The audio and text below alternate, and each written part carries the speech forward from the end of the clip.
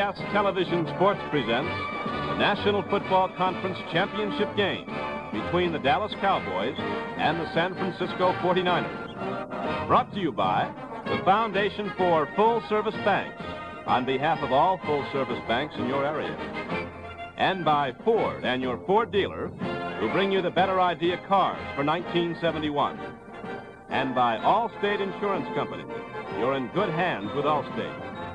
And by Olympia Beer, brewed in Tumwater, Washington, because that's where the water is.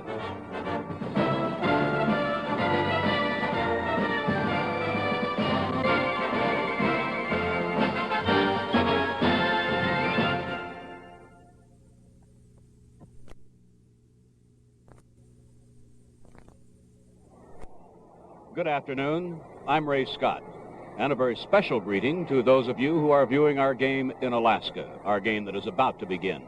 You know, I can't think of a game with more dramatic overtones than this upcoming clash between the Cowboys and the 49ers. What these teams have done on their way to this game today has been beautifully chronicled by Jack Whitaker, and Pat Summerall has talked of some of the personnel.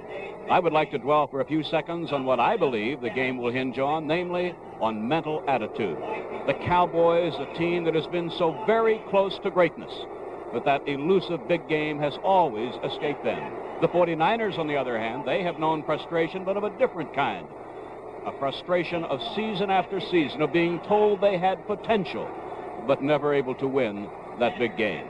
And so I think that we have today a game with dramatic overtones and a game that I'm looking forward to so very much. A game I believe will hinge on an elusive thing known as mental attitude. I'm looking forward to it. And we'll be ready for the start of today's championship game in just a moment.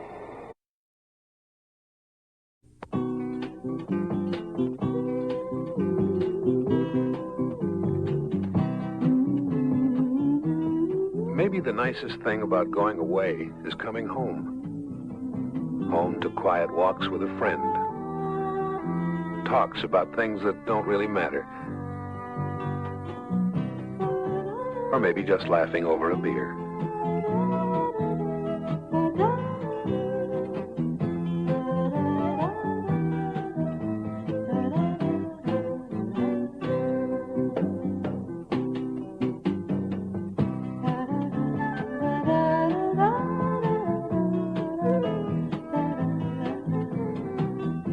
We make Olympia for times like these, and we brew it with the best water we know, the naturally pure artesian brewing water of Tumwater, Washington. It's the water that makes it Olympia. Bringing your wife to the baby doctor. You think about your new responsibilities, like life insurance. How are you going to afford enough? There's sort of a responsibility gap. Allstate can help. If you're 25, for example, $30,000 worth of decreasing term life insurance costs less than $11 a month. Allstate makes it all a lot easier. You're in good hands with Allstate.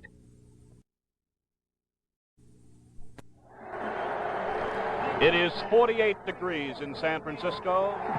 Yesterday, there was a big wind. Today, there is practically none. And Pat, in all of my years in coming to this great area, I can't recall two more beautiful days than we had yesterday and again today. It is just spectacular here at Kezar Stadium. Perfect, I guess, just ideal weather conditions for any kind of football game. And one as big as this one, well, it has to be just a great asset to have a day like this. Field, by the way, is in excellent condition, a fast track.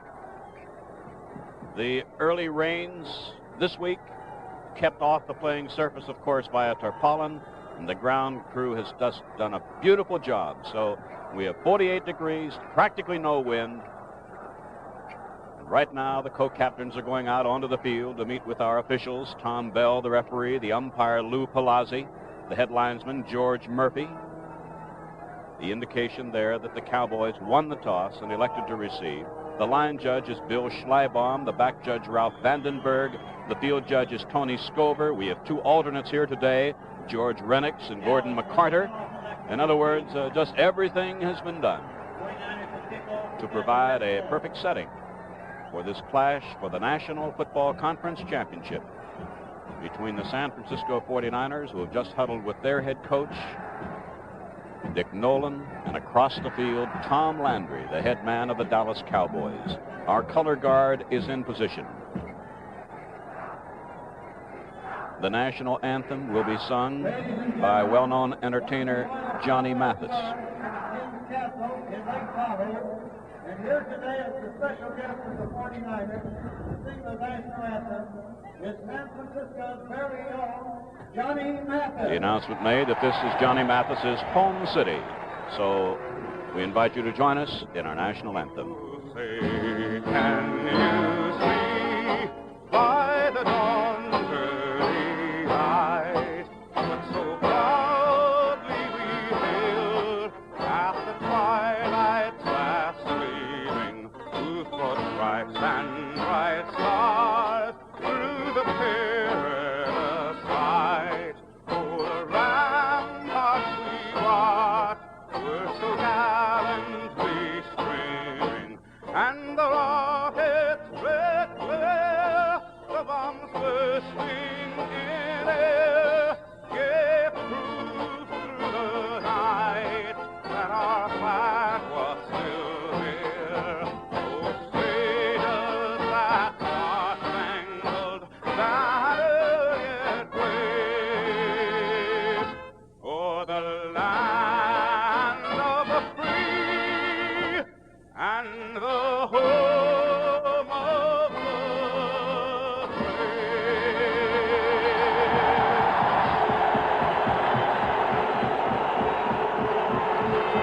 The anthem, by the way, was played by the Red Garter Band from San Francisco.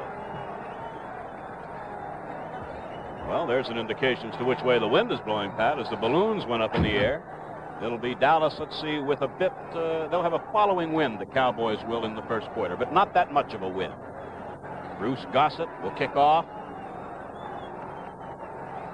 The deep men for the Dallas Cowboys. Number 43. Or is that 33?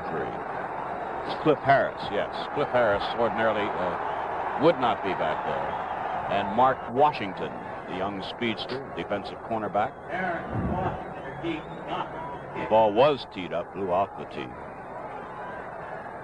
Oh, there it goes again.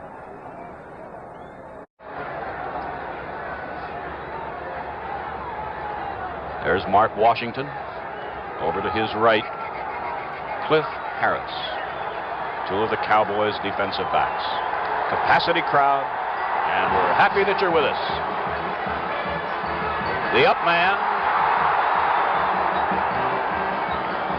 and I think he went off his knee and went out of bounds, was linebacker Steve Kiner. So the Cowboys, with a following wind, will start 1st and 10 from the Dallas 33-yard line. Craig Morton, number 14, will start at quarterback. We expect to see Dwayne Thomas, number 33, and Walt Garrison, number 32, at running backs, and they're there. That's Garrison right behind Morton, and Thomas behind him. This is Thomas, and he's met behind the line by middle linebacker Frank Nunley. The Dallas Cowboy wide receivers will be Rucker, 88, and Hayes, 22. The tight end is Mike Ditka on the upcoming play, number 89. Rucker left, Hayes right. Ditka tight end on the left side on 2nd down, 11.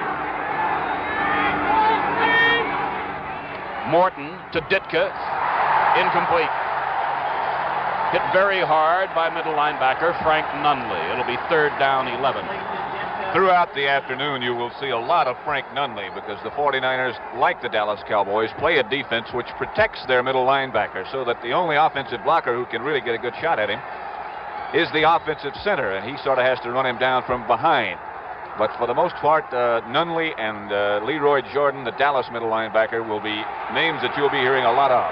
Hayes and Rucker both to the left on 3rd down, 11 from the Dallas 32.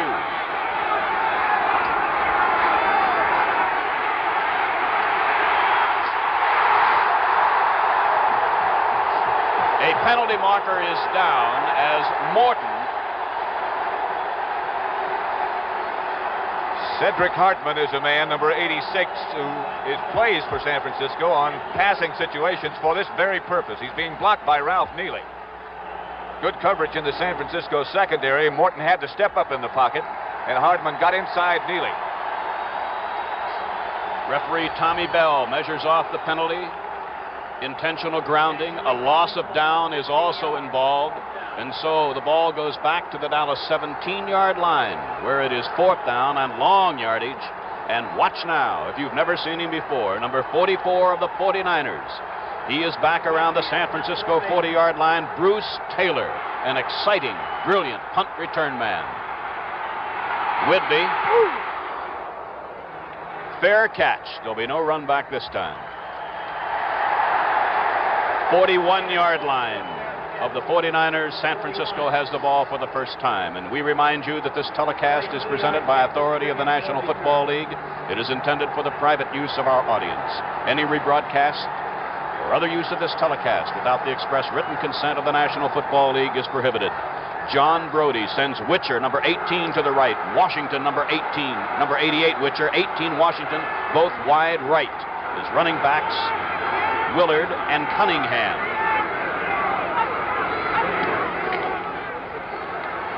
Willard, 2 yards. Now let's give you the rest of the San Francisco offensive lineup. The tight end is number 89, Bob Windsor. The interior linemen are Len Rohde, 76, Randy Beisler, 65, Forrest Blue, 75, Woody Peoples, 69, and Cass Banasak, number 79. Gain of 2 for Willard. Second down, 8 49ers. From their 43, there is no score. Washington goes left and Renfro moves out with him. Witcher to the right, Adderley covers him. This is Willard. A block from Beisler.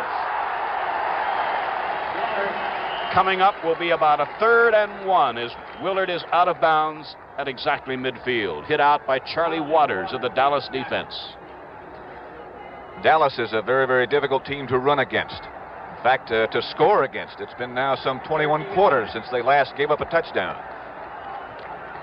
On 3rd and 1, Dick Nolan takes Washington, the wide receiver, out, and he adds Ted Kwolek, number 82, a big second-year tight end.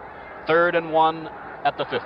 And I can't help but remember 2 weeks ago against Oakland in a similar situation when John Brody had 3rd and 1.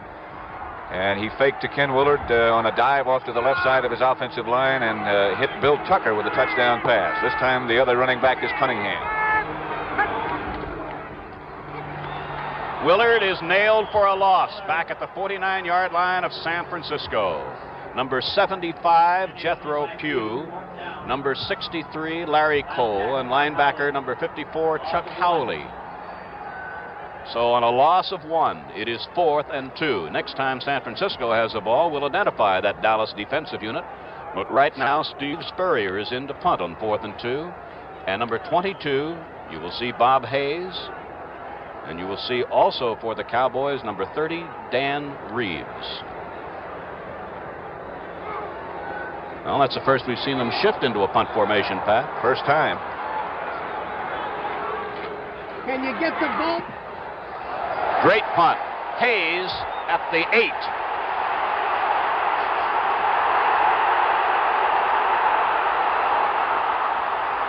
Out of bounds, 16-yard line, Bob Hayes, and that's where Dallas has the ball. With the score, Dallas nothing, San Francisco nothing. Let's pause for a moment. Baltimore, Tulsa, Oklahoma City, Chicago, Cincinnati, Phoenix, Cleveland, Columbus, Dallas, Fort Worth, New York. American not only flies to big cities, but to medium-sized cities and small ones as well. So next trip, think of American. Thank you. Louisville, Indianapolis, Pittsburgh, Providence. REA Express rides again.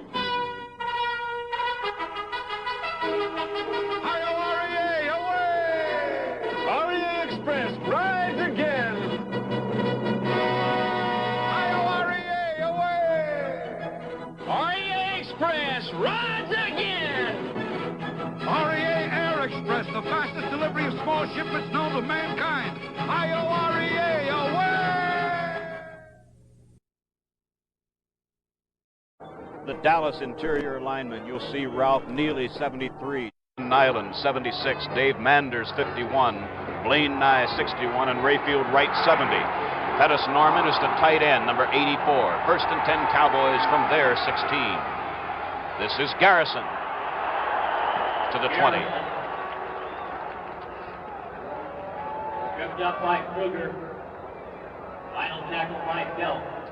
With second down and about 7 coming up, the San Francisco defense. Bill Belk, 72. Roland Lake, 60. Charlie Kruger, 70. Tommy Hart, 53. They're up front.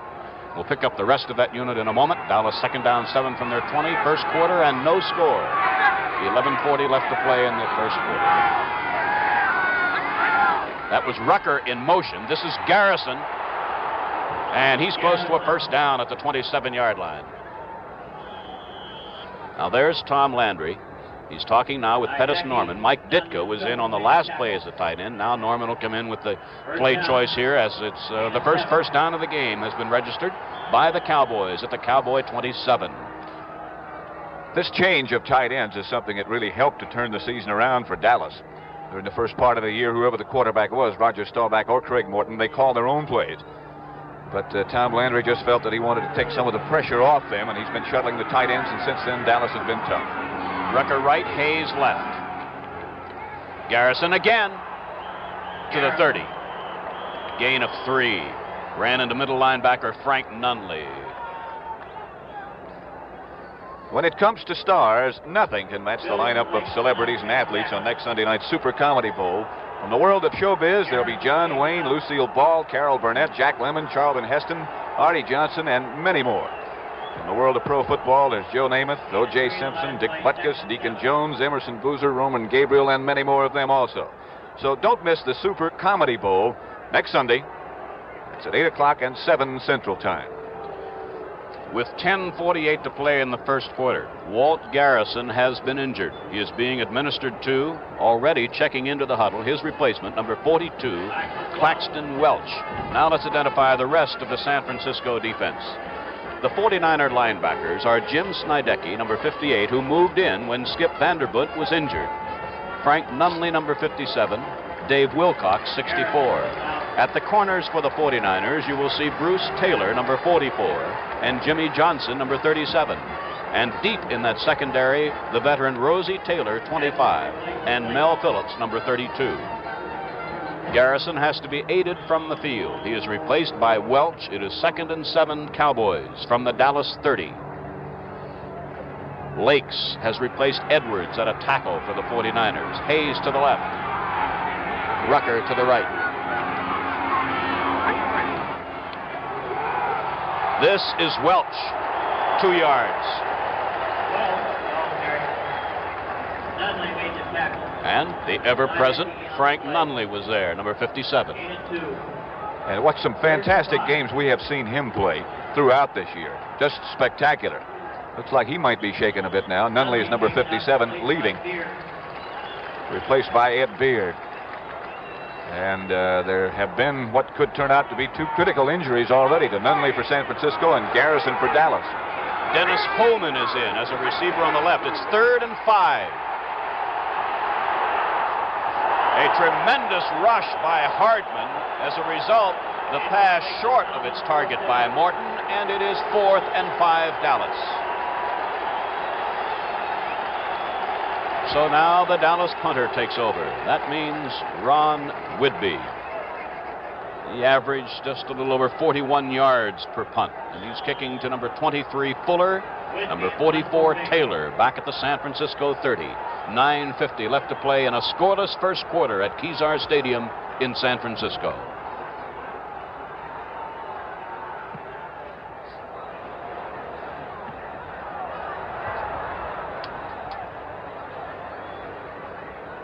It will be the 49ers ball at the San Francisco 31-yard line. With the score, 49ers nothing and Cowboys nothing. Let's pause for a moment.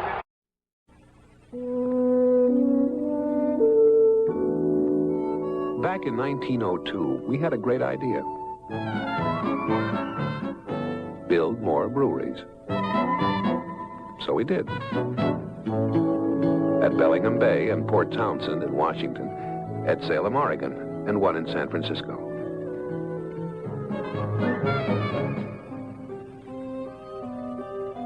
The beer we made in these breweries was good, all right, but it just wasn't the same Olympia we brewed back home. So we shut them down. What made the difference? The water. The pure, natural, artesian water found only at Tumwater. Today, there's only one Olympia brewery, at Tumwater. And Olympia is one of the most popular beers in the West. Proof that when it comes to beer, it's the water.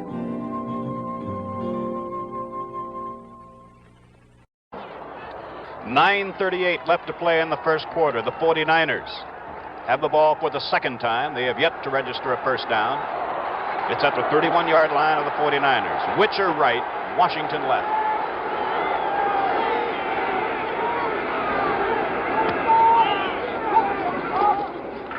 Brody behind Willard. That ball seemed to, it didn't spiral like it ordinarily would, Pat. I think Brody threw it sort of sidearm to get it around Jethro Pugh, who had broken through and was putting heavy pressure on. That's the play we've seen the 49ers get good success from. Faking a sweep and then throwing to one of the deep receivers. That time Witcher was well covered. He was the prime receiver. And Brody just tried to dump it off to Willard and had to throw it under the arms of Jethro Pugh. That's the first pass Brody has thrown today. He again has Witcher to the wide side, the right, and it's 2nd and 10 from the 49er 31. This is Cunningham. And he's out across the 35 to about the 36 or 7, where he is met by Charlie Waters and Bob Lilly. And as Cunningham returns to the 49er huddle, let's set this Dallas defense for you. George Andre, number 66, Bob Lilly, 74, Jethro Pugh, 75, and Larry Cole, 63. They're up front. The linebackers are Chuck Howley, 54, Leroy Jordan, 55, and Dave Edwards, number 52. Now both Washington and Witcher are wide right on 3rd and 5 from the 49er 36.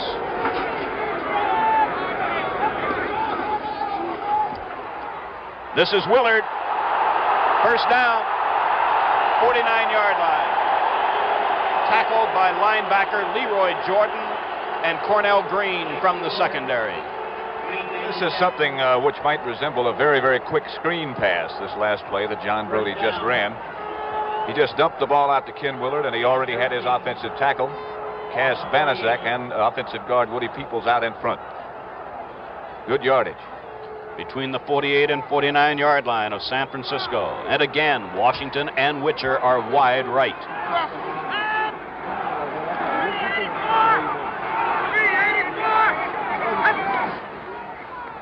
The fake was to Willard. The pass is for Washington. He's at the 9-yard line. First and goal. Here it is again. It's a strong formation. It looks like Brody is working right into the strong part of the Dallas defense. But as we've seen Washington do so many times this year, he doesn't mind double coverage. He doesn't mind a zone. Nothing seems to be able to stifle him. What a tremendous year he had. So Brody now is 2 of 3 for 55 yards. And remember, Dallas has not given up a touchdown in 21 quarters. First and goal from the 9.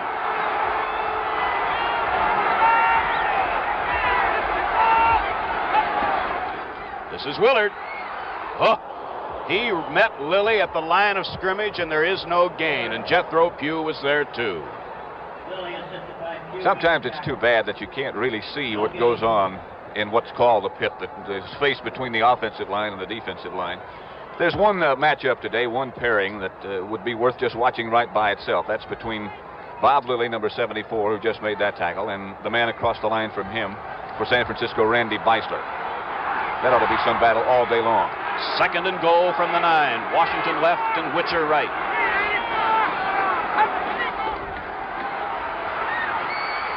Willard. No. Linebacker Dave Edwards picking up Ken Willard coming out of the backfield, and it's incomplete, and it'll be 3rd and goal at the 9. Brody was able to get just exactly the matchup that he wanted there. Edwards is the strong side linebacker for Dallas. He plays usually in front of the tight end. Howley is the weak side linebacker. If one of their linebackers does have to cover a back coming out of the backfield, they'd rather have Howley do it. So in terms of matchups there, Brody accomplished just exactly what he wanted to do. He had his running back Willard being covered by Dave Edwards.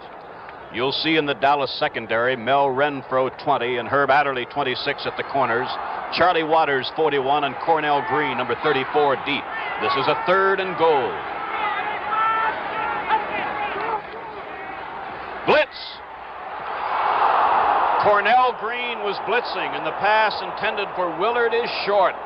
And it's 4th and goal, and in comes the place-kicking unit. And the Cowboys' defense has still that tremendous record intact. The crowd was a little bit unhappy with Brody, but as you pointed out, Ray, Cornell Green, the safety man, was blitzing, and Brody had really no chance. He did have Willard open, but he was lucky to even get the pass off without losing yardage. That is something, by the way, that Dick Nolan, this 49er coach, was telling me before the game that he felt was one of the real big differences in Brody this year and years past, was that he had the ability to get rid of the ball without taking a loss and at the same time not getting it intercepted. Gossett, 21 field goals, has just hit another one. The 49ers are on the board, and they lead by 3-0. We'll be back with San Francisco's kickoff in just a moment. This is Ford's Maverick, the simple machine. Simple to own, drive, and service. And this is one of the strongest, quietest Fords ever built, the 1971 Ford LTD. But small cars aren't big enough for some people, and others don't need a large car. So Ford has something right in the middle you should know about. Torino. If you like small car prices and the sportier way small cars handle, but you don't want to give up the smoother ride of a big car or room for 6, remember, Ford's got something right in the middle. Torino. And you can take your choice of sedans, wagons, sports roofs, hardtops, even a convertible. When you want some of the things from a small car and some of the things from a big car, you want something right in the middle. Torino. All 14 models are available at your Ford dealers now. Ford gives you better ideas. Mark Washington there on the left is one of the deep receivers. Over to his right is Cliff Harris. There's Harris. Gossett kicking into the wind. 6:31 left in the first quarter. The 49ers have scored first on the field goal. That ball's really hanging. One of the up men, Charlie Waters, brings it out to the 31-yard line. That wind's a lot stronger than we thought it was. Next weekend, Sunday, January the 10th, National Hockey League action returns to the CBS television network every Sunday afternoon throughout the conclusion of the Stanley Cup playoffs. You'll see all the great teams in this fast-paced sport every Sunday through the Stanley Cup playoffs. On January the 10th, it'll be the Philadelphia Flyers against the Montreal Canadiens at 1:30 p.m. Eastern Time. Bob Hayes wide right as the Cowboys line up in the I. Rucker in motion left. This is Dwayne Thomas. And the Cowboys have crossed into 49er territory at the 48-yard line, where Mel Phillips moved the brilliant first-year running back out of bounds. Not a very complicated play, just straight ahead. Neely is out in front with a good block, but watch the strength that this guy possesses as he just pulls through the tacklers. Doesn't look like he's all that fast, but nobody seems to run him down.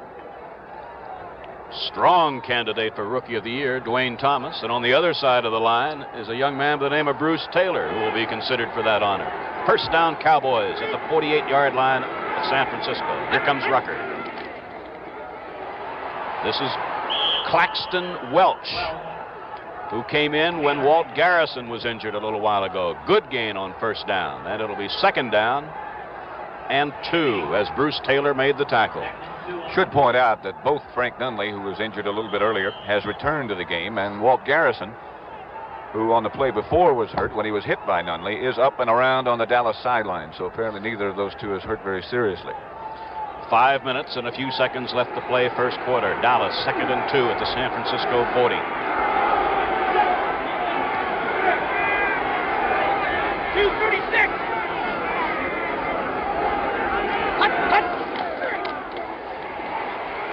Welch, close to a first down. Forward progress inside the 40. Edwards, 74. Phillips, 32. Hardman, 86. They stopped the play.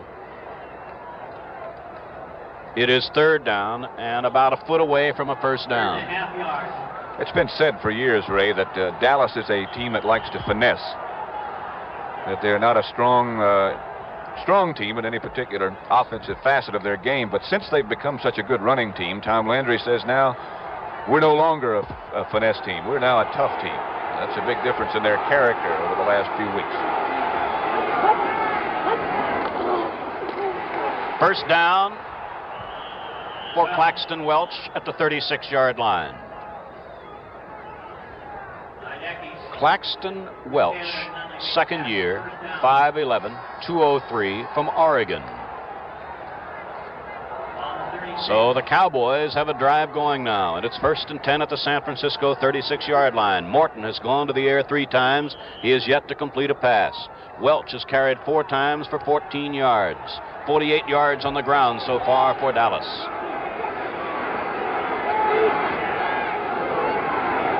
It's Rucker who went in motion. Morton looking deep. In and out of Rucker's hands at the 15-yard line. Morton had to do a little dance to get up in a position to throw that ball, but he'll never throw one any better than that. He had to zip it in the middle in between defenders, and he got that done. Rucker just couldn't hold on. Rucker, by the way, first year from Boston University. I believe it's Boston University. That's correct. He's a very close friend of Bruce Taylor, who's the San Francisco defensive back. So Morton now has passed 4 times, looking for his first completion. 2nd and 10.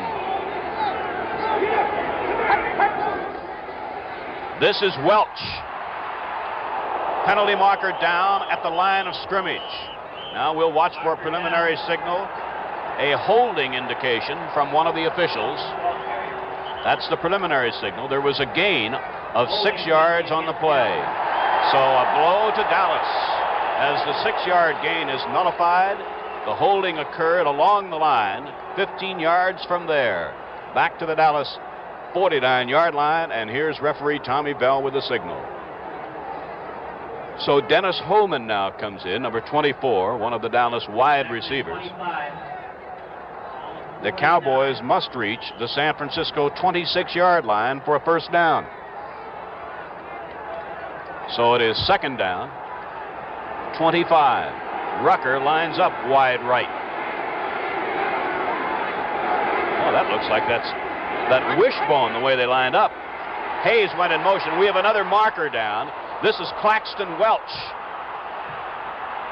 And Jimmy Johnson, the cornerback, and Dave Wilcox, the left linebacker, stopped the play. But remember, a penalty marker is already down.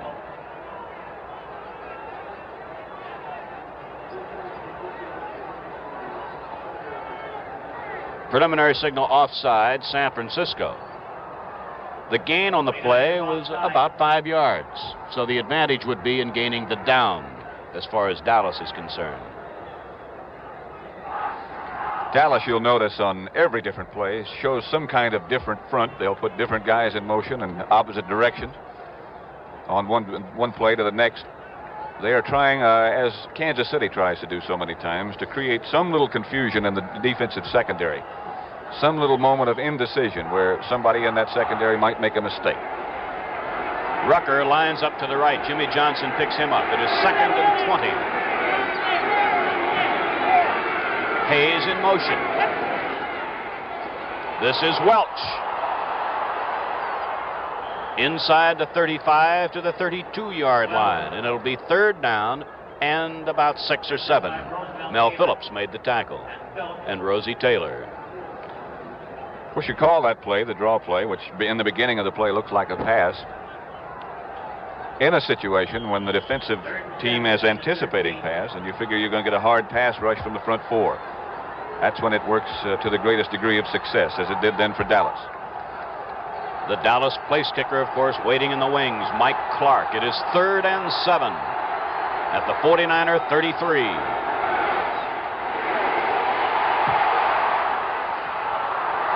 taken down beautifully by Mel Phillips. Intended for Bob Hayes. Phillips would not normally be covering Hayes. He'd be covering the tight end. But again, in those different type of Dallas formations, sometimes you get a mismatch like that. And that's part of the purpose of doing it. Mike Clark, 18 field goals, 27 attempts. A slight angle. It'll be an attempt of just under 40 yards. Reeves holding. About a 39, between a 39 and 40-yard attempt. With 2:39 left to play in the first quarter, 49ers are leading by 3-0. Way off target to the right. It's a touchback, and the 49ers will get the ball. So 2:34 left in the first quarter, and the 49ers have the lead and the ball now. On Sunday, January the 24th, immediately preceding the AFC-NFC Pro Bowl game, CBS will present a 30-minute special on the NFL All-Pro team. Glenn Campbell will MC this 30-minute special with football's greatest stars meeting some of the top names in show business. That's at 3:30 Eastern Time. Wide right is Witcher. Herb Adderley brings him down at the 26-yard line. On a gain of 6, it'll be 2nd and 4 San Francisco. Brody now has passed 6 times. He has completed 3 for 61 yards. This is another thing that makes Brody so very effective. He gets back and gets set up and gets away from the center so quickly. And he has the arm to throw those sideline passes like that. And against man-to-man coverage, as Dallas uses, that can be very effective. This is a 2nd and 4, and this is Washington working against Adderley. First down, 34-yard line. Adderley made the tackle. Leroy Jordan came over to make it very emphatic. First down, 49ers.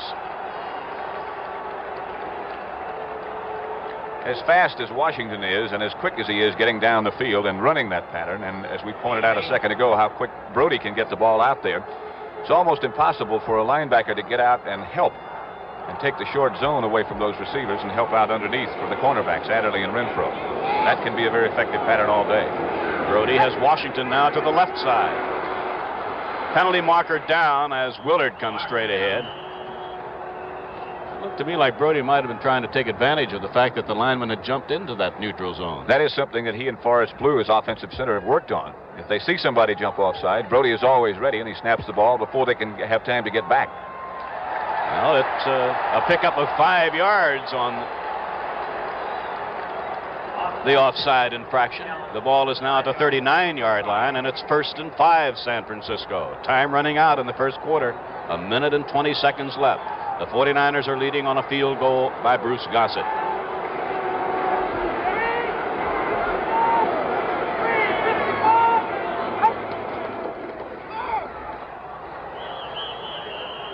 Tough yardage for Doug Cunningham. No more than, well, about a yard to the 40, where it'll be 3rd and 4. Dave Edwards made that defensive play for the Cowboys. 2nd and 9. The crowd is responding to the announcement by the public address announcer that it's 2nd and 9. Out to the right comes Witcher. Adderley picks him up. Washington to the left, working against Mel Renfro.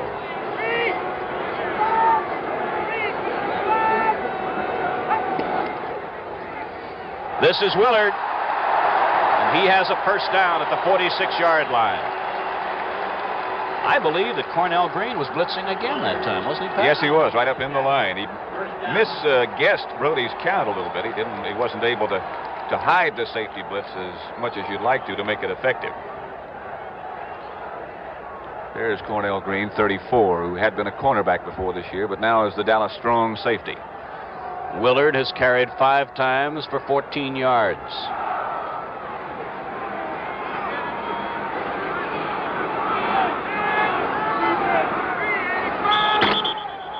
And the gun means we have reached the end of the first quarter with the score. The San Francisco 49ers 3, the Dallas Cowboys. Look, we rent an apartment. Why do we need insurance? Yeah, we have a sofa, a rug, and some chairs, and TV. Of course I've got clothes. And my wife, does she have clothes? and all our bedroom stuff. But look, why do we need insurance? Like I said, we rent. Allstate's low-cost renter's insurance. Because you've got a lot to lose. You're in good hands with Allstate.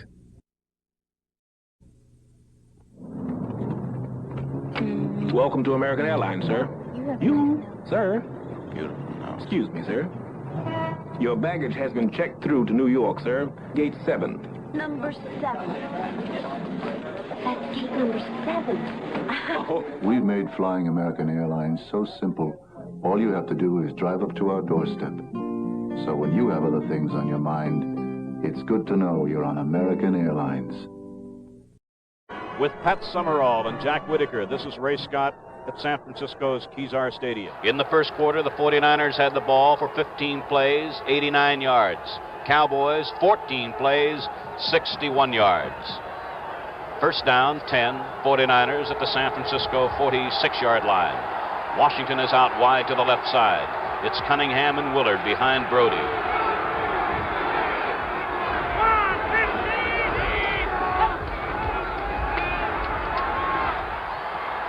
Batted down by number 63, Larry Cole. And it'll be 2nd and 10.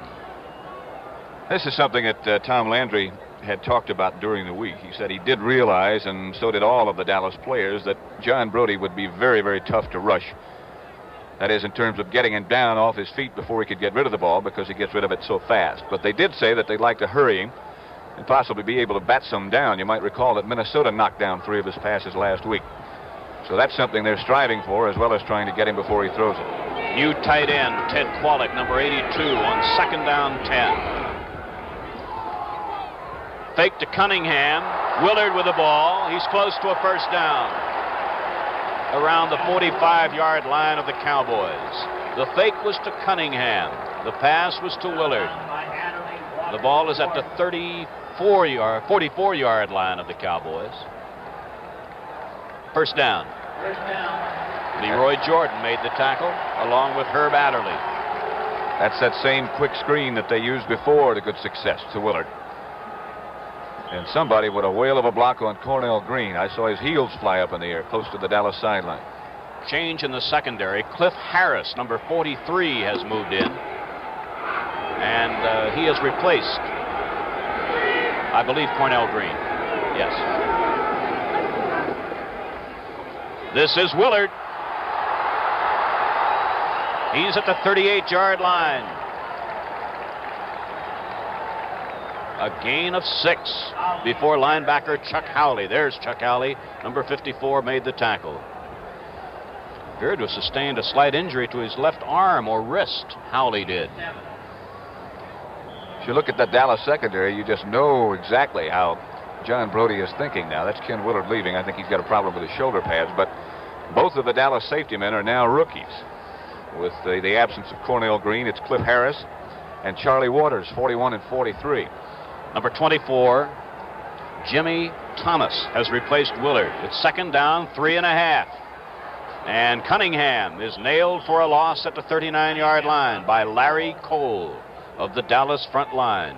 And it'll be 3rd down and 5 for the 49ers with 13:50 left to play in the first half. And the 49ers leading 3-0. Cornell Green is back in.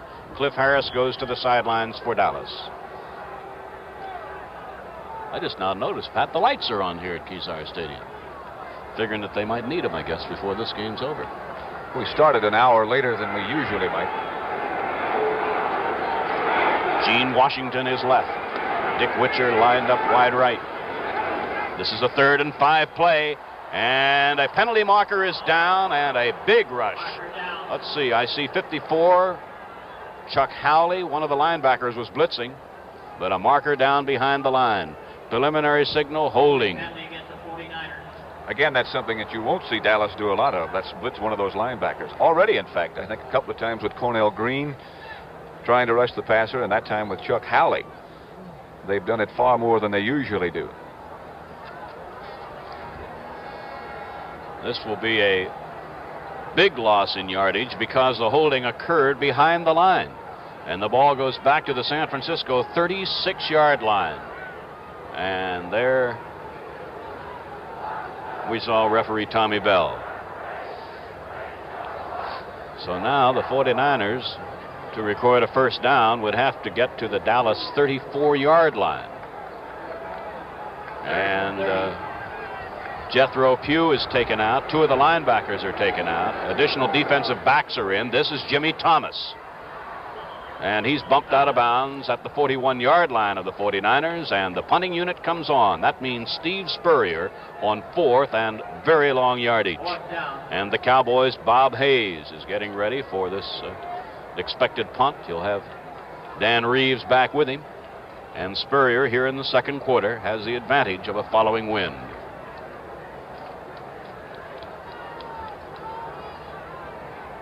Hayes is inside the 25-yard line. Spurrier kicking from inside the 49er 30.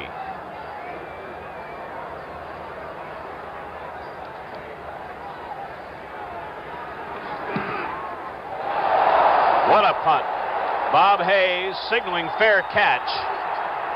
The ball gets into the end zone. It's a touchback, and the Cowboys will start from the Dallas 20. With a score, 49ers 3 and Cowboys nothing. Let's pause for a moment. Hey, Eddie.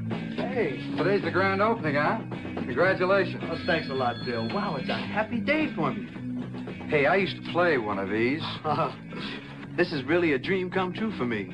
And you know who made it possible? My full-service bank. Bill's my banker.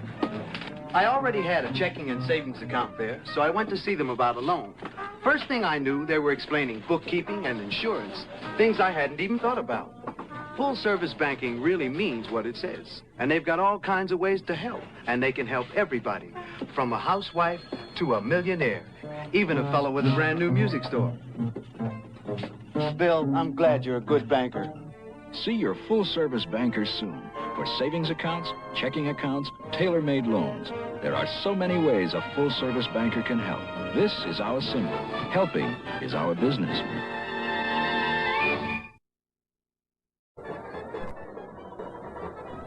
As we look at veteran John Brody, and to his left, the brilliant young receiver Gene Washington, I'm reminded that John Unitas, the veteran quarterback of the Baltimore Colts, and his teammates, we extend congratulations to them on their winning of the American Football Conference Championship earlier today. First and 10 Cowboys from the Dallas 20-yard line. Craig Morton is the quarterback. He sends Rucker in motion. And this is Garrison, getting just a yard or so. Frank Nunley, 57. Jim Snydecki in on the tackle. We'd like to remind you that next weekend, CBS will bring you another sports special, the Glenn Campbell Los Angeles Open Golf Tournament. This is the first event of the 1971 PGA Tour. Most of the top pros will be competing, including defending champion Billy Casper. That's Saturday, January 9th at 5, and Sunday, January the 10th at 4:30 p.m. Eastern Time, live and in color. Second down, 9, Dallas. This is Dwayne Thomas. And he's out close to a first down around the 30-yard line. Dwayne Thomas has carried now 3 times for 30 yards. Garrison 4 for 14. And Claxton Welch 5 for 27.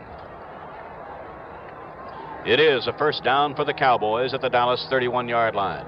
12:24 left to play first half. The 49ers are leading 3-0. Rucker lines up wide right, as does Hayes.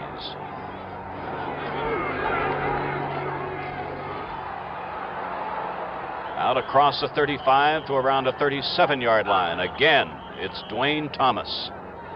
Ran into Nunley and Wilcox. There's Thomas, number 33. God, I don't think I'll ever forget, not in a long time at least, the day that he had against Kansas City when the Cowboys came back for that very big victory after losing by such a one-sided margin to the Vikings. That was the first really big day he'd had. Calvin Hill had started the season as the Dallas running back along with Walt Garrison. Hill was hurt, and after that performance, it's been Thomas, and Hill can't get his job back. It's 2nd and 3 after that gain of 7, and this is Garrison to the 40. And it'll be 3rd and about 1. He ran into Frank Nunley and Cedric Hardman.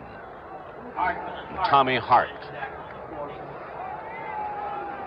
Morton has passed 5 times, and he is looking for his first completion. Ditka comes in, so he and Norman, both tight ends, will be in on 3rd and 1.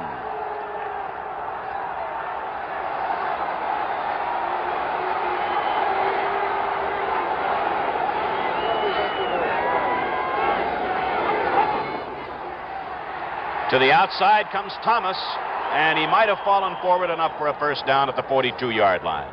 It is a first down.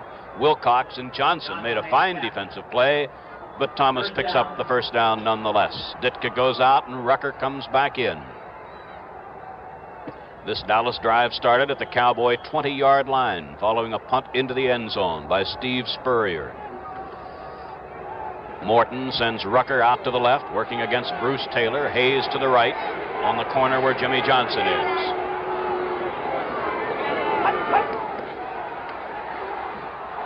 The tight end, Pettis Norman, is really shaken by Mel Phillips, and it is Phillips who is not getting up. Now he's up, but slowly, and he's limping. Just a quick pass from Morton to the tight end, Pettis Norman, number 84, and he really got popped by safety man Mel Phillips, who's now leaving the game. He got his hand hurt last week. This now seems like it's something wrong with one of his feet. Dick Nolan was saying before the game that Mel Phillips is the most thoroughly prepared football player that he has ever been associated with. It's 2nd and 10, and Johnny Fuller has replaced Phillips in the secondary. A screen to Dwayne Thomas.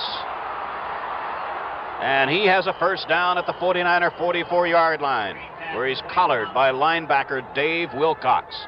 So Morton's first completion moves the Cowboys into 49er territory.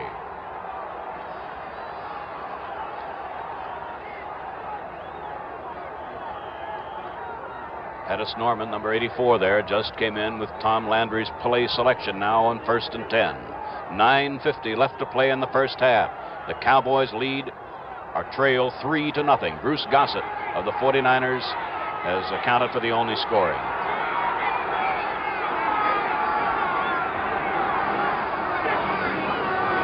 Out of a double wing now. The fake was to Thomas. This is for Hayes. In pursuit was Johnny Fuller, who just came into the game 2 plays ago.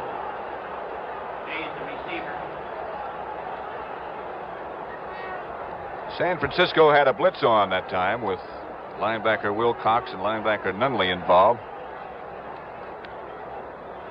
Let's take a look at this. 64 is Wilcox to the left of your screen, picked up by Nye. Nunley went to the other side. Fortunately for Dallas, Morton, the quarterback, had called a short rollout, and he rolled away from that pressure from the linebackers. He did get the single coverage on the man that he obviously wanted to work on, Johnny Fuller, who just replaced Mel Phillips. And he got the receiver on him, too, that he wanted. Bob Hayes, who, of course, can fly. Brief delay because Hayes just got back to the huddle. Now it's 2nd and 10, the Cowboys. Hayes to the right.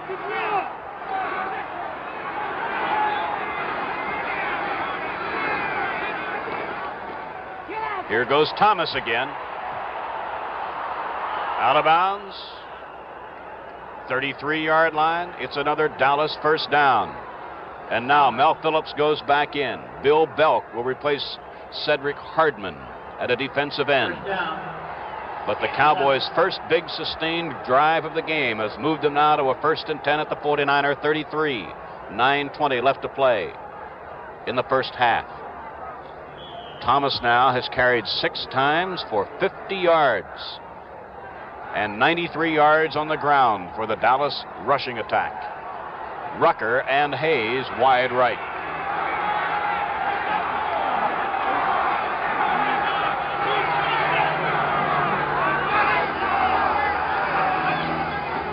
Thomas.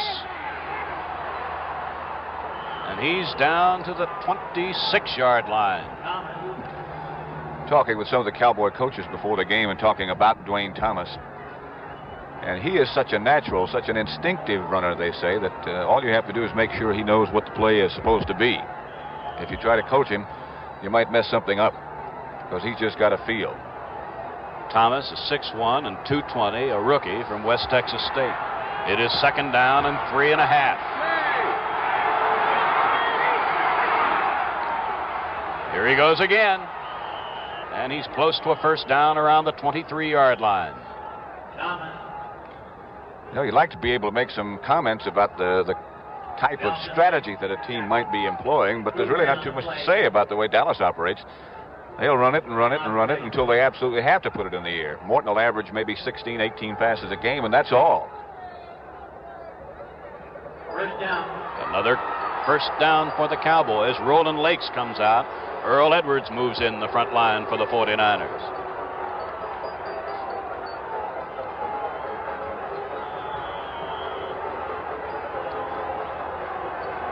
So the front wall now of San Francisco: Belk, Edwards, Kruger, and Hart. 1st down, Cowboys.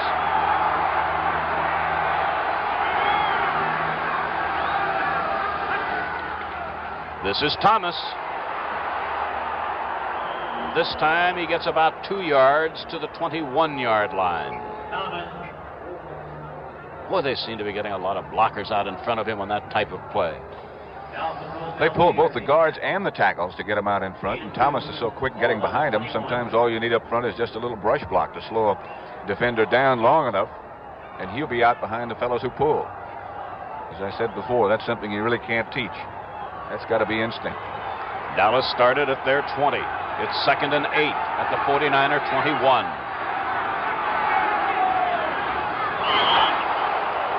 I think every official on the field threw the penalty flag.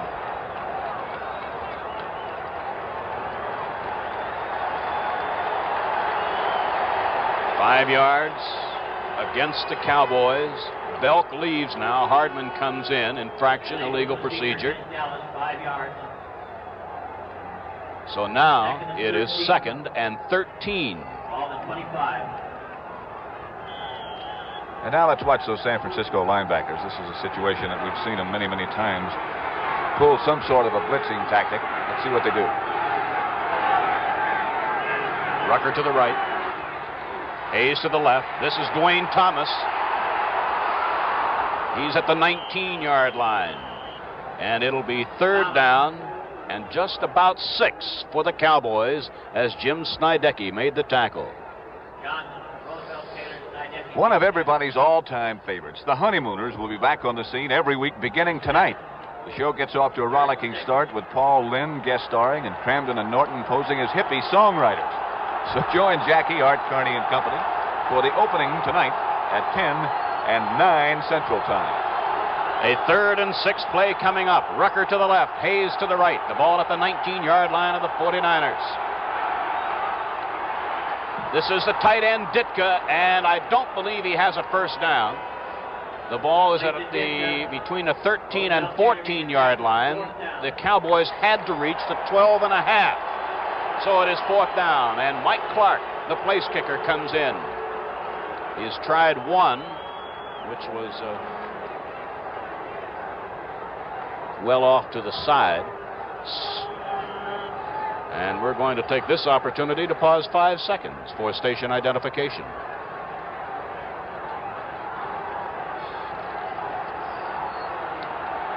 Dan Reeves holding from 21 yards for Clark. And we have a tie ball game. Cowboys 3, 49ers 3. We'll be back with a Dallas kickoff in just a moment. Jones, if that shipment doesn't get here this morning, I'll have your job. I hope they used REA Air Express. I hope. Picked it up yesterday. Got it here this morning. Call me anytime. Silver Bullet, who was that man? Hi, REA, away! REA Air Express, right again. REA Air Express, the fastest delivery of small shipments known to mankind. Hi-yo, REA, away!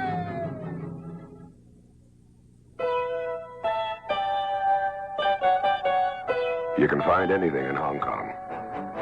Ivory, silk, jade, and an American beer, Schlitz. And out here that says home. You only go around once in life, and you gotta grab for all the gusto you can, even in the beer you drink. Why settle for less? When you're out of Schlitz, you're out of beer.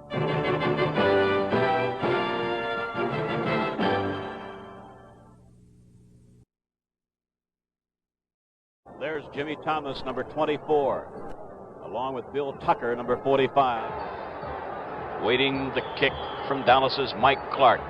Thomas, by the way, 68 yards and 10 carries. Jimmy Thomas at the 16. 33-yard line. And with exactly 6 minutes and 1 second left to play in the first half, the 49er offense takes over. Total offense now, let's see, Dallas has had the ball 29 plays, 130 yards. 49ers 20 plays, 109 yards. Out to the left comes Witcher. To the right, Gene Washington. Willard and Cunningham are the running backs behind Brody.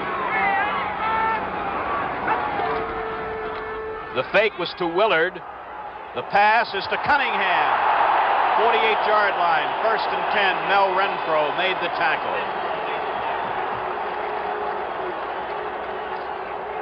This again is the same play that San Francisco has gotten so much mileage out of. Let's watch Bob Lilly, number 674, as he fights off two blockers, Peoples and Beisler, and here comes Forrest Blue now to help out. So 3 blockers really took a shot at Lilly that time. I think that would be really frustrating after a while to have that many people trying to block you and keep having to pour it on every play.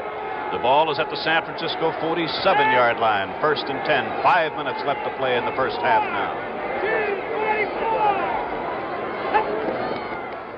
The fake again was to Willard. The pass is for Witcher. Covering was Charlie Waters and Mel Renfro. Incomplete. Waters, of course, is the free safety man. Now, this is Renfro with his back to you. But he's going to get some help from Waters, who comes over because nobody comes out of the backfield for him to cover. Waters arrived on the scene. You saw how Renfro just stayed to the outside throughout that whole pass pattern, knowing that he had help coming. Usually when you see a long pass completed for a touchdown, somebody gets mixed up in that secondary, and when you expect the help and it doesn't get there, you get burned. 6 of 11 for Brody, 95 yards. It's 2nd and 10. This is Cunningham. He escaped Jethro Pugh and wound up at the 50 for a gain of 3, and it'll be 3rd and 7 as Dave Edwards wound up making the tackle. Time left in the first half, 4 minutes and 34 seconds, and the clock running with the score tied at 3-3.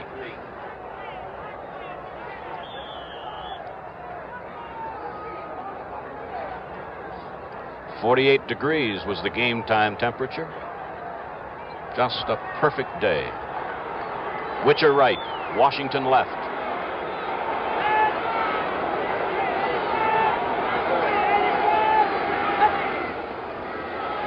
The blitz. This is for Washington.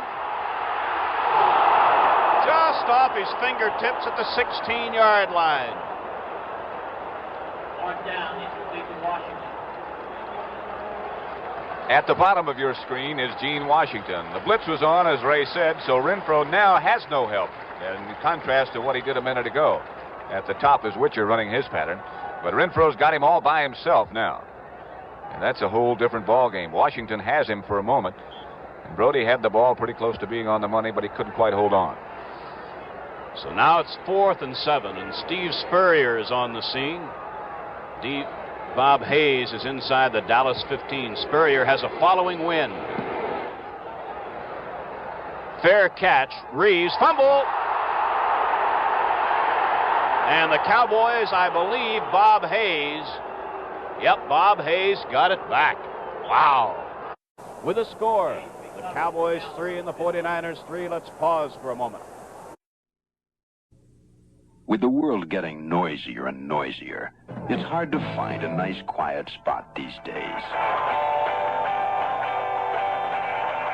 And it's becoming harder. Even out here.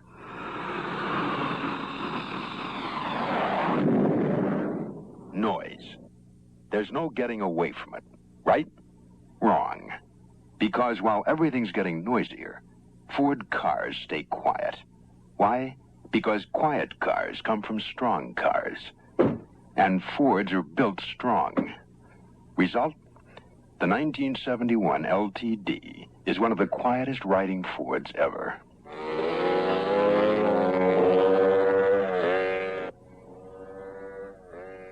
Take a quiet break in the 1971 Ford. Ford gives you better ideas. Bob Hayes recovered that loose ball at the Dallas 15-yard line, where it's 1st and 10 Cowboys with 3:53 left in the half. There goes Rucker again. Here's Dwayne Thomas. He ran into Rosie Taylor out around the 25-yard line. And Dwayne Thomas is having another tremendous day. Yeah, he just overpowered Rosie Taylor for about an extra 3 yards. Taylor had a good shot at him and made a fine tackle. But Thomas got about 3 extra yards that he normally wouldn't have gotten had not he been so strong. There is Tom Landry. It's a first down as Thomas carried for 11, and he now has picked up 78 yards in 11 carries.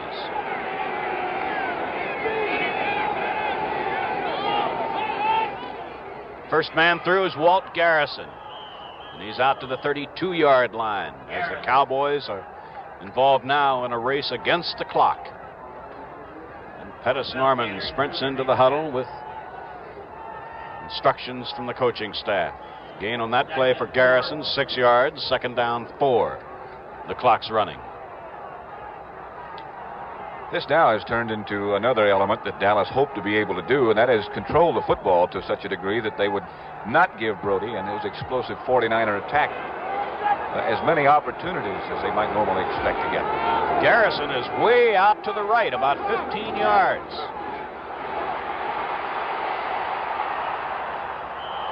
Incomplete, as I'm sure you noticed. Morton wanted to set up a screen, but the 49ers, you'd have thought that they had somebody back in the huddle that time, knowing what was coming up. They had as many guys out there as Dallas did trying to set up that screen. It's Morton threw a dart at him. Pardon me, Pat. Well, that stopped the clock with 2:24 now left to play in the first half. Be interesting to see what Tom Landry has sent in this situation. Normally you'd expect the team to pass with this much yardage to go, 3rd and 4. But with a back like Dwayne Thomas in there and as good a running attack as Dallas has, they might choose to just run him, although he's out on the flank now. Bob Hayes in motion this time on 3rd and 4. And the screen is to Thomas. He gets it out to the 42-yard line. That's another Dallas first down. And I think we'll have the notification coming up that there are 2 minutes remaining in the first half before the next play gets underway, because the clock is running with 2 minutes, 2 seconds, 1 second, and right there we are. So with the score, the Cowboys 3 and the 49ers 3. Let's pause for a moment. No two people are exactly alike. Is there anyone else in the whole human race with your kind of style and your kind of grace, who's not so big, not so small, not so bad with a ball? No, there's nobody else quite exactly like you. Nobody else like you.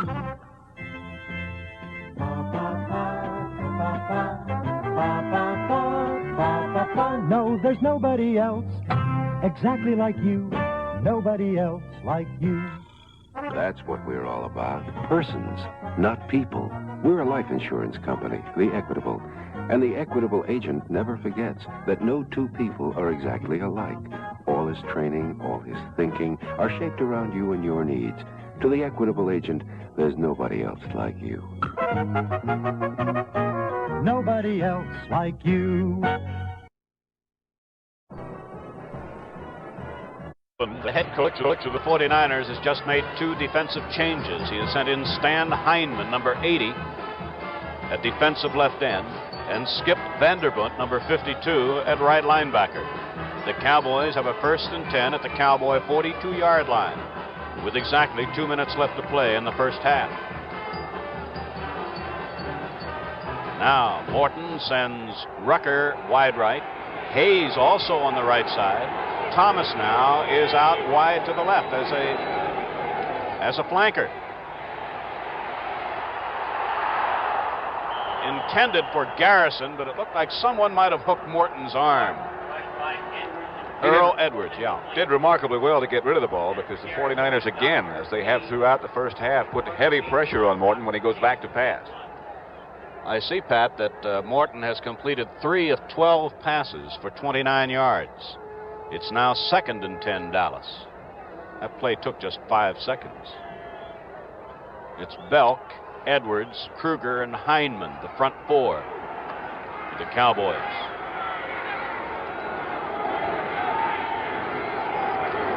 Rucker coming in motion to the right. It was short of Reeves, who just came into the game. Again, as we pointed out a minute ago, Morton has been under heavy pressure. Here's Bill Belk, number 72, and watch him. He's being blocked or attempted at being blocked by number 73, Ralph Neely, but here comes somebody else to the outside, and again, Morton was lucky to get rid of it. 49ers, as you could probably see, had one of their linemen looping behind Belk, and he was the one who put on the outside pressure, and that's why Neely let Belk go and tried to pick him up. Belk now leaves, and Cedric Hardman, number 86, comes in at a defensive end, and it's a 3rd and 10 for the Cowboys. 1:51 now left in the half. The score is tied at 3-3. And down he goes. That's Earl Edwards, who wrapped up Morton at the 37-yard line. And the 49ers, it would appear, are about to get the ball, and Earl Edwards heads to the sidelines, and punter Rod Whidbey comes on for Dallas. And the 49ers will get it. There's Earl Edwards, the big hand for him. Tom Landry talking to his quarterback, Craig Morton. When the 49ers do get it, they'll have all 3 of their timeouts left in 1 minute and 36 seconds, 35 now. Bruce Taylor is back. 25-yard line. Oh, beautiful coverage by the Cowboys. Let's see who that was. Looks like Mark Washington, number 46. And Bruce Taylor lets him know what he thought about something there. He threw the ball at him. We should give credit, too, to Ron Whidbey, the Dallas punter, because he's been criticized to a degree. Bruce is upset. Yes, he is. One of the officials was talking to young Taylor there. So the 49ers have it. 1st and 10 at the San Francisco 26-yard line. 1:20 left to play in the first half.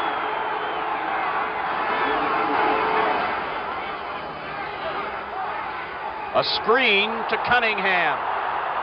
And a fine defensive play by Herb Adderley, the left cornerback, after a gain of about 6. And the clock is running. Don't go away at halftime, because I think you'll really enjoy this.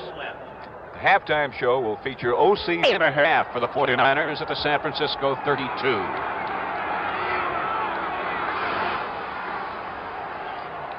Great protection. Ted Kwolek, the tight end, had a lot of company back there. Cornell Green was with him.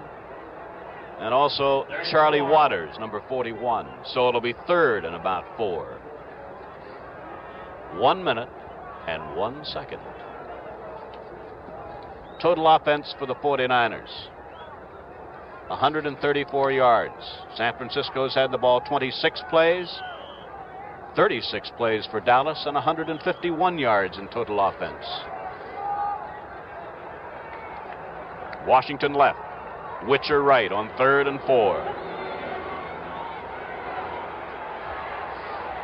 Doug Cunningham couldn't quite get to it at midfield, and it's 4th down, and with 57 seconds left, the San Francisco punting unit, and that means Steve Spurrier coming on. And I'm sure John Brody is very, very unhappy with himself because he had good protection, and he did have Cunningham out in the open. And it's rare that you'll see him miss a receiver when he's open and he has time to throw.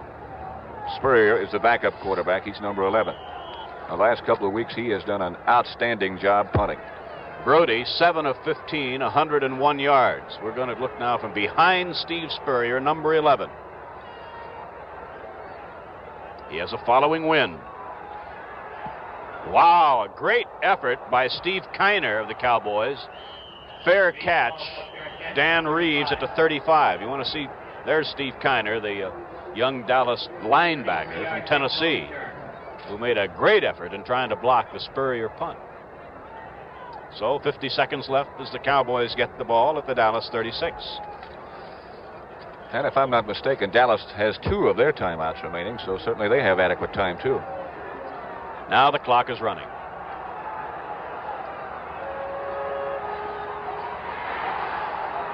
That one bounced into Walt Garrison's hands, and Morton just got rid of the ball.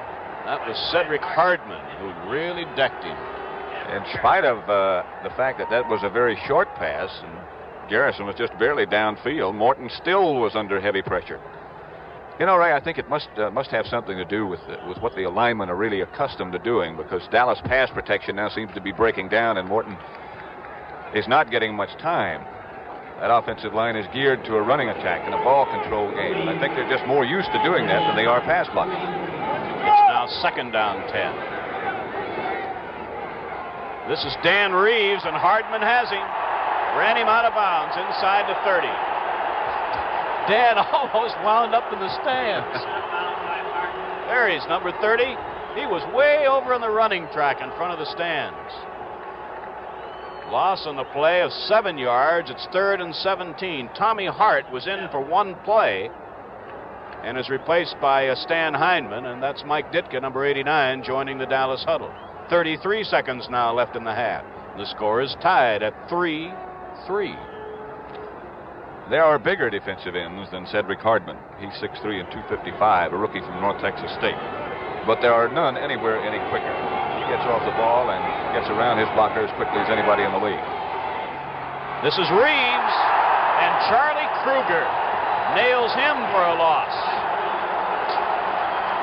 All the way back at the 22-yard line. And the clock shows 23 seconds. That shows how much time is left. Now, I think the 49ers asked for a timeout, so they have, I believe, 1 timeout left, Pat. Is that right? I believe that's correct, yes. And it looks like we might again get the possibility, or at least certainly we'll have the possibility of seeing Bruce Taylor handle another kick.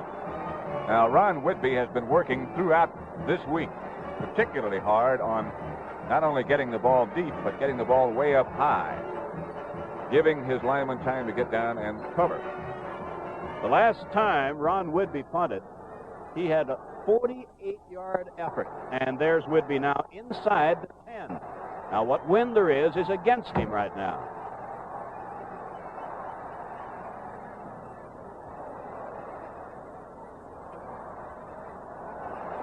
And no chance at all for Taylor, as the ball is dead at the 28-yard line with just 11 seconds left in the half. So I don't know whether Whitby tried to punt it that way or not, but he certainly did the right thing to keep it away from Bruce Taylor. 54 yards that time. I started to say when he hit that one, when he first touched it with his foot, that's the kind that's dangerous against Taylor. But Taylor was looking right into a very bright sun, and he might not have judged it correctly, because that was the kind of kick that could be returned, the line drive type. Well, that takes care of the first half. The end of the first half with the score. The Dallas Cowboys 3, the San Francisco 49ers 3. Here's the only place I know of where you get a second chance in life. The International Date Line. Cross it, and you get to spend yesterday all over again. That's worth celebrating, with all the gusto you can grab, even in the beer you drink. Why settle for less? When you're out of Schlitz, you're out of beer.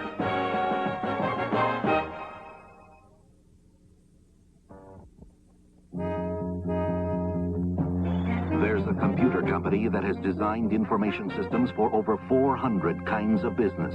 NCR. So NCR won't have to learn your business first, nor promise more than a computer can do. Someday your company will talk to one of the most experienced computer companies you know, because now you know. NCR means computers.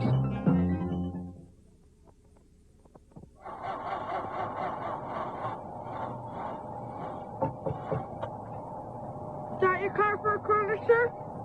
Meet the Sears Die-Hard with bigger plates for more power. Cold weather power. Extra starting power. Sears Die-Hard with extra starting power to start your car when most batteries won't. The Die Hard. Sold only at Sears.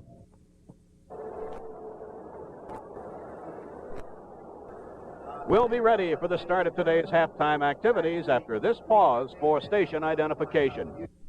Animal World, originally scheduled to premiere this afternoon, will now begin its new series 2 weeks from today on CBS.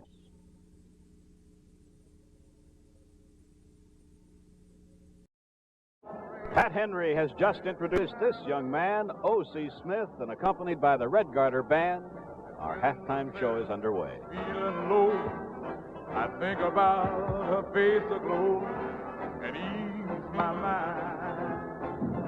Sometimes I call up at home knowing she's busy, and I ask if she could get away from me and grab a bite to eat. And she drops what she's doing, hurries down to meet me, and I'm always late. Sits waiting patiently, smiles when she first sees me. She's made that way. Now, if that's not loving me, all I gotta say is that God didn't make little green apples. It don't snow in Minneapolis when the winter comes. And there's no such thing as make-believe, no puppy dogs, no autumn leaves, and no BB guns. God didn't make little green apples. It don't rain in Indianapolis in the summertime. And when myself is feeling low, I think about her face aglow, and I ease my mind.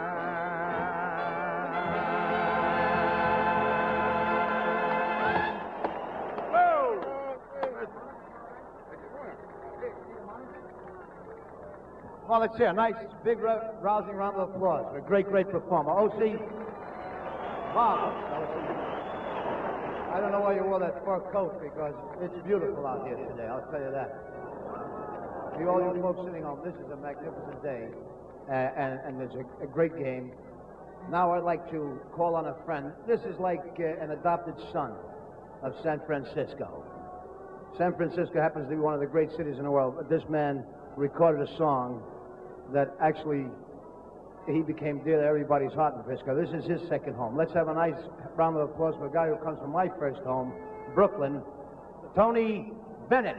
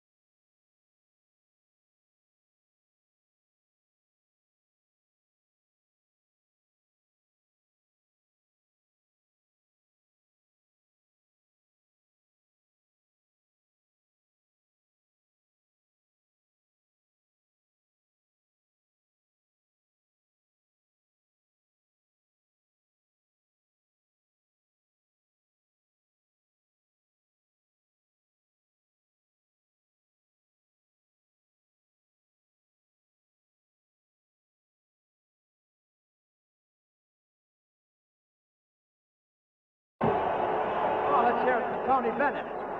Beautiful. Tony, don't go away. Ladies and gentlemen, we'd like to call on the royal family of stars from the King's Castle to come out, and we're all going to do a very appropriate number together. Johnny Mathis, who sang the national anthem so beautifully today. Johnny, will you come out? O.C. and Tony, one more time.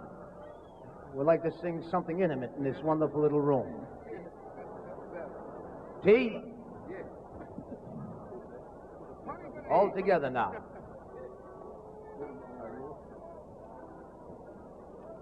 I got the scores here. Oh. Here we go. You want to give us a downbeat, Tony? All right. Here you go.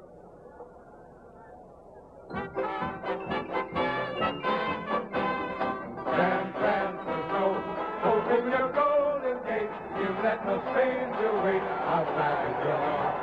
San Francisco, here is your wandering one, saying I wonder no more.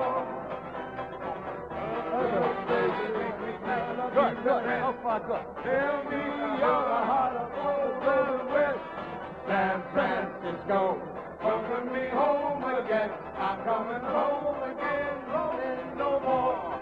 San Francisco, open your golden gate. You let no stranger waiting outside your door. San Francisco, here is your wandering one, saying I want to know more.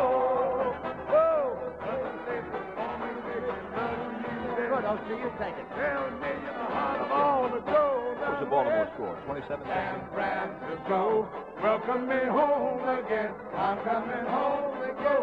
Roaming no more. Let's hear it for this wonderful, wonderful performance. Thank you.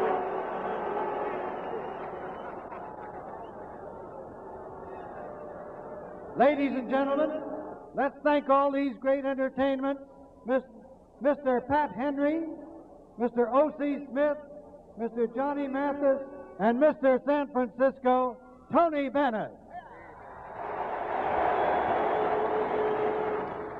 We're almost ready to begin the second half with Dallas kicking off to San Francisco. Today's National Football League game is being brought to you by New York Life Insurance Company and your local New York Life agent, and by Ford and your Ford dealer, who bring you the better idea cars for 1971, and by American Airlines. It's good to know you're on American Airlines. And by Schlitz. When you're out of Schlitz, you're out of beer. The Dallas Cowboys San Francisco 49ers game will continue after this brief intermission. If I looked like this, I'd get the ho-ho-ho. I'd like to get rid of some of the gray, but not all of it. Announcing Grecian Formula 16. It's practically clear. As easy to use as hair tonic. No mess. Use it every day until you slowly, gradually get rid of as much gray as you want. Some of it or all of it. Then once a week or so to keep it that way. Grecian Formula 16. You control how much gray you slowly get rid of. Some of it or all of it. You cut yourself like that before the big dive. Tomorrow you'll draw sharks. Shark? Use Edge Protective Shave. I use this. Call that protective? Edge is a gel. This gel lubricates better than that foam. You get a smooth shave? Yeah. And I hardly cut myself anymore. It's that lubrication, I guess. No nicks, then. No cuts. And no sharks. Edge Protective Shave. Highlights of the first half where San Francisco and Dallas are tied 3-3. John Brody throwing to Gene Washington, who had gotten behind Herb Adderley. Washington down at the Dallas 10. These are the points for San Francisco. A field goal by Bruce Gossett of 16 yards. That's still first quarter. Dallas on the attack. And this has been typical. This is Dwayne Thomas. And he's been spectacular in the first half, as he has been throughout the year. Thomas again. And this has been the basis of the Dallas attack. Control the ball, run it throughout most of the first half, and that's what they've done. And with Thomas, they've been able to do it successfully. Morton to Ditka. But San Francisco held short of a first down. Mike Clark got a field goal. These are Baltimore highlights now, courtesy NBC Sports. Oakland fumble. And Baltimore recovered. This was the first big break of their game in Baltimore, a game won by the Colts 27-17. John Unitas hitting here Eddie Hinton, who almost gets in for a Colt touchdown.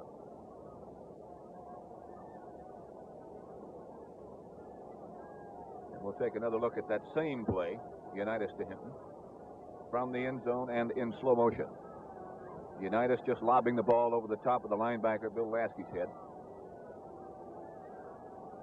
Looks like Hinton might be able to get in. But on the next play, this again is that same play shown from behind the quarterback. Norm Boulash, the fine Colt rookie runner, bangs in. And again from the end zone, the same Colt touchdown. At that point, the score was 10-0 Baltimore. Here is Boulash again. And again he gets in. He's had a great 2 weeks. Same play from the end zone. Boulash again, the rookie from TCU.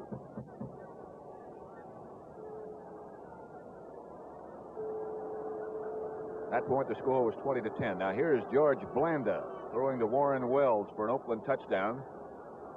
Darryl LaMonica had left the game as he pulled a groin muscle. Here it is again. Blanda to Wells.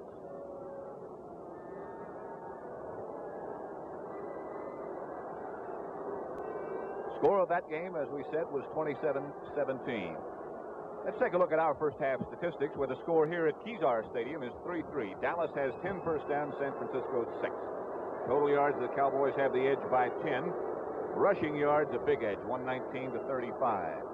Neither Craig Morton or John Brody have been outstanding throwing in the first half. Brody is 7 of 15, Morton just 3 of 14. Dallas has accomplished, though, one thing that they set out to do, and that is control the football. They've run 13 more plays in the first half than the 49ers have been able to put on. 39-26. Penalties have not been a factor. Dallas penalized 3 times for a total of 35 yards. San Francisco 3 times for 25 yards. Neither team has lost the ball through a fumble. Although Dallas did fumble twice, they managed to recover both of them themselves. So statistically speaking, that's the score. On the scoreboard, it's the 49ers 3 and the Cowboys 3. And both the 49ers and the Dallas Cowboys have returned from their halftime sessions. And I'll return you now to Ray Scott. Well, Pat, you're just going to return to me for a second because I have a question for you, if you don't mind. Not a bit. Okay. In view of the low-scoring first half, the inability of either team to get into the end zone, with the Cowboys, by the way, extending that tremendous streak of now 23 quarters without allowing, 23 consecutive quarters without allowing a touchdown. What do you think the coaches might do to try and get more points on the board? I think possibly the 49ers might have made some changes at halftime. There's Craig Morton. I think they might have changed some few minor portions of their attack to try to put some points on the board, but I don't think Dallas will. Because I think they feel that they've been so successful, as Dick Nolan now is huddling with his team before the second half starts. They think they've been so successful with the running attack, I think that's what they'll continue to do. And by the way, shadows are already moving onto the playing field here at Kezar Stadium. The lights were turned on before the game started, but with all due credit, we must say that the lighting here, if it really is needed, is not very good. Dallas will be kicking off. The 49ers will have number 24, Jimmy Thomas, number 45, Bill Tucker, as their deep men. Mike Clark will kick off for the Cowboys. Score is tied at 3-3 as we get ready to start the second half. There's Mike Clark. He has a following wind.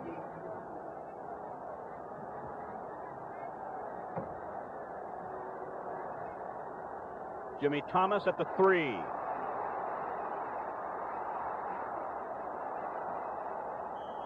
Out across the 25 to the 26-yard line. The kicker, Mike Clark, helped bring him down, along with Cliff Harris, number 43, and Richmond Flowers, number 45. So the 49ers, with John Brody at quarterback, will start from the San Francisco 26-yard line. Now receivers will be anyone who breaks out to the left and looks back toward the quarterback will be looking into the rays of the sun. Witcher right, Washington left, Cunningham, and Willard, the running backs. Willard is met behind the line by number 66, and that's Big George Andre. Result, if anything, a loss of a yard, and it'll be second down and about 11.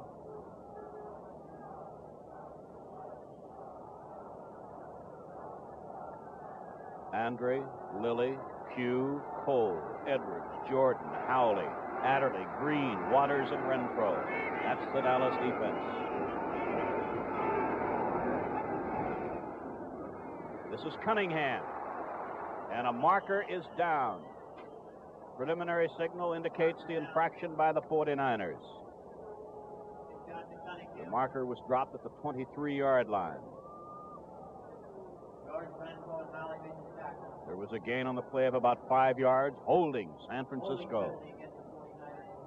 I think we're seeing, you asked me about whether or not the 49ers might have changed their method of attack. I think they feel really that they've got to run against Dallas and make them respect the run to make their passing game more effective than it might normally be. But having to and getting it done is something else again. So back goes the ball on the holding penalty, half the distance to the goal line. The holding occurred at the 24-yard line. It's back at the 12. They, must reach the 36-yard line, so it's second and 24. Witcher is wide right. A lot of defensive changes now. We don't have a chance to give all of them to you on the part of Dallas. This is Willard. And he's nailed after a gain of just a yard. Bob Lilly. George Andre again. And it'll be third down and 23. Among other things that Dallas does in a situation like this when they feel the other team has to pass is go with 3 rush linemen, just 3 men up front. They put in an extra linebacker. D.D. Lewis is in. They also put in an extra defensive back. Mark Washington is the additional defensive back. This is third and 23 now. This is Willard. Out to the 19-yard line. It'll be fourth down, and Steve Spurrier comes in. He'll have to punt into the wind with 13 minutes left to play in the third quarter. And the score tied at 3-3. And a point you brought up a minute ago, Ray. Now, Dallas, their 2 deep men, who are Dan Reeves and Bob Hayes, will be looking directly into that sun that you mentioned a minute ago. It might be a factor as far as San Francisco's receivers were concerned. But now Hayes and Reeves face that same problem. Spurrier inside the 10.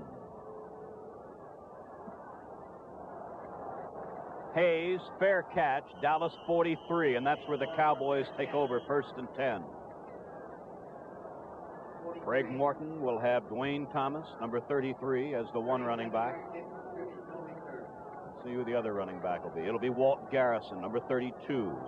His wide receivers will be Rucker, 88, and Hayes, 22. They alternate at tight end between Norman, who is in there now, and Mike Ditka.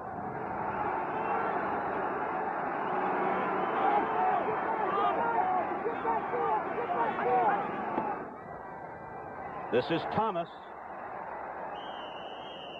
A gain to the 40, I think about the 47-yard line. So it'll be a gain of 4. Dwayne Thomas, let's see what he's up to now. 11 carries, 82 yards. Second down, 6, Dallas. Hayes goes out to the right. Jimmy Johnson picks him up.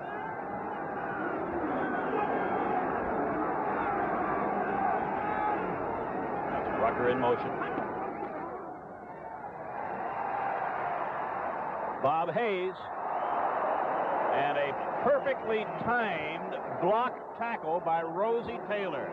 If he hit him a split second earlier, I'm pretty sure it would have been an interference. It would have had to be, and Hayes was coming across and had sort of a stride on Rosie Taylor and was getting up considerably higher than Rosie could have. And that's about the only play he could have done and break up that pass. And he did it, as Ray Scott told you, perfectly timed. It'll be third and 6, and Morton now is 3 of 15 for 29 yards. Rucker lines up to the right. Hayes to the left.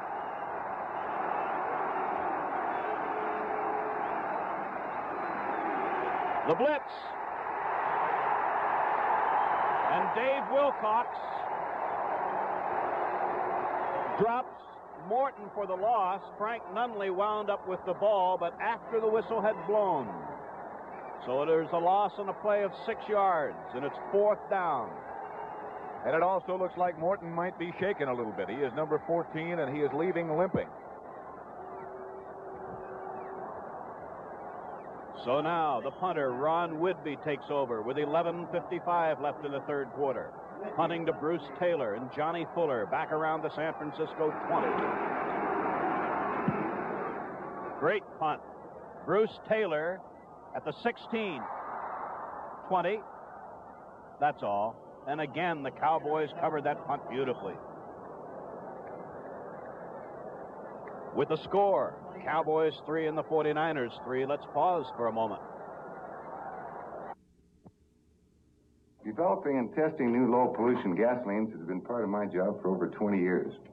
But even if I were not concerned about cleaner air, I'd still use Union's new low-lead regular 76 in my car. You mean reducing lead in gasoline can be good for the air and your car? Definitely. When we were testing new low-lead regular 76, we found mufflers and tailpipes lasted 50% longer. Spark plug life was more than doubled. When we reduced the lead by 80% to the low level that car makers recommend for today's cars, we found that critical engine parts wore longer. So that extra penny a gallon you pay for new low-lead regular 76 buys a lot more than cleaner air. It's the best engine life insurance you can buy. If you're for improving our air and extending the life of your car's engine, drive into any Union 76 station displaying this sign, 80% less lead. Fill up with new low-lead regular 76 and get the spirit of 76.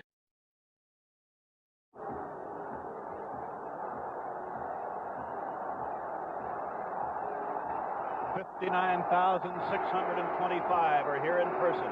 Watch as the 49ers take over at their 21-yard line. A new tight end, Ted Kwolek, number 82, is in. And Brody is reached by the Cowboy defensive unit for the first time today and dropped inside the 15, and it was linebacker Dave Edwards blitzing on first down. And, Pat, you were right about Craig Morton leaving the field and being slightly injured, because there's the other Dallas quarterback, Roger Staubach.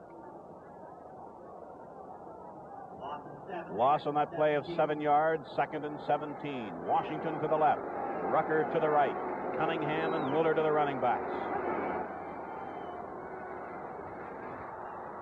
Intercepted, linebacker Leroy Jordan. The ball was tipped, I believe, as it was thrown, and the Cowboys have a first down on the first interception of the game. Watch Larry Cole, number 63, and give him just as much credit as Jordan, because it's he who puts the rush on John Brody and hurries this throw. Jordan beats Cass Banaszak.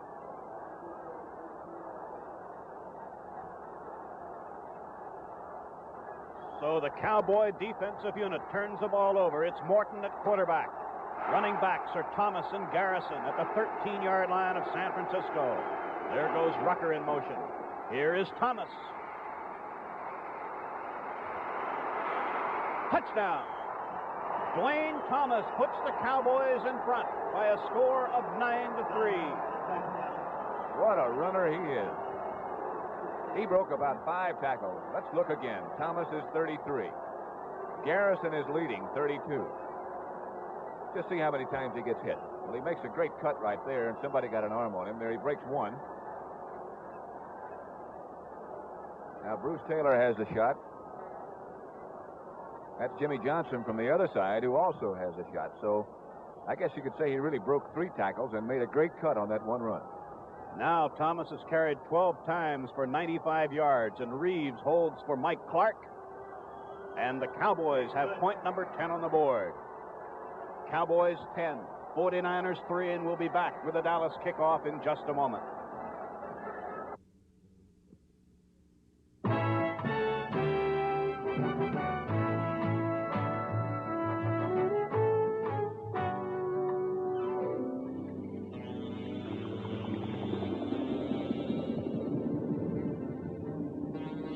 treasure hunt isn't a kid's game when you're living and your life depend on it. Sharks don't play games. Their ancestors must have had quite a feast 250 years ago when a hurricane sank a fleet of Spanish galleons, along with $14 million in gold doubloons and pieces of 8. If you're lucky, you find some of it. If you're even luckier, you live to tell about it. And man, that's when you know what life really is. You only go around once. You gotta grab for all the gusto you can, even in the beer you drink. Why settle for less? When you're out of Schlitz, you're out of beer.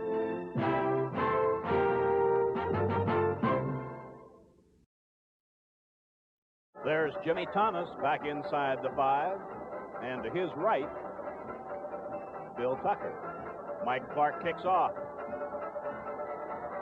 Jimmy Thomas. Yep, he's going to run it out. To the 22-yard line. So the first interception of the game leads to the game's only touchdown, and the 49ers now must play catch-up football with 10:40 left to play in the third quarter. Pollock again will be the tight end, number 82. The wide receivers are Washington going left, Witcher on the right.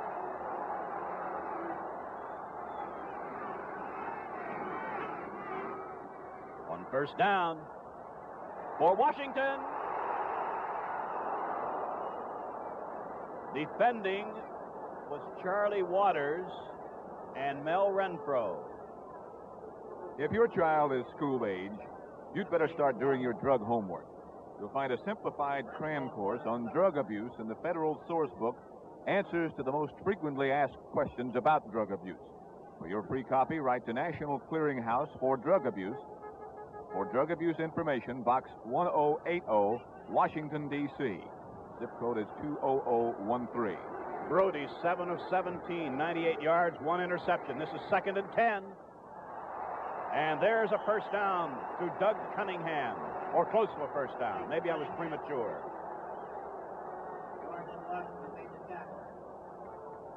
It is a first down.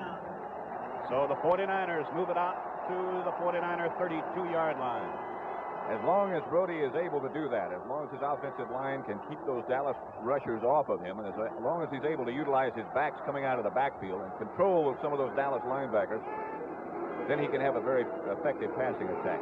If he has to keep them in to block, then he might be in trouble. This is Willard. Out across the 35-yard line to the 36. And there it'll be 2nd down and 6. See, I think Brody was only, how many times was he intercepted during the season, Pat? I'm going to take a look here. I'm not really sure, but I know that 10 times, I think. Yes, 10 times in the regular season.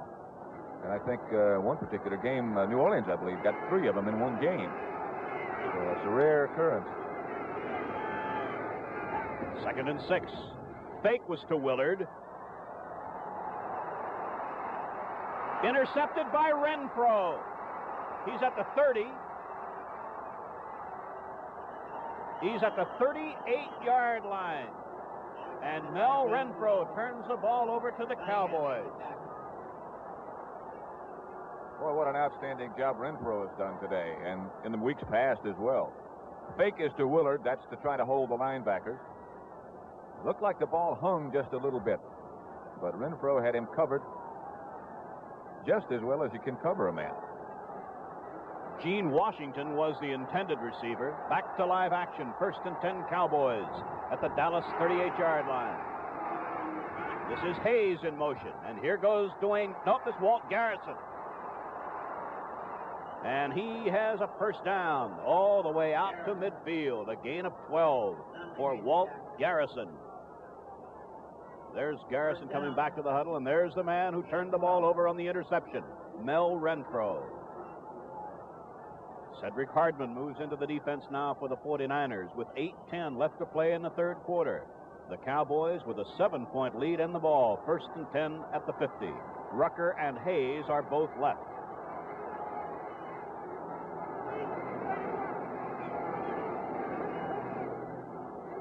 Dwayne Thomas, and only about a yard. Charlie Kruger, mainly responsible for stopping that play.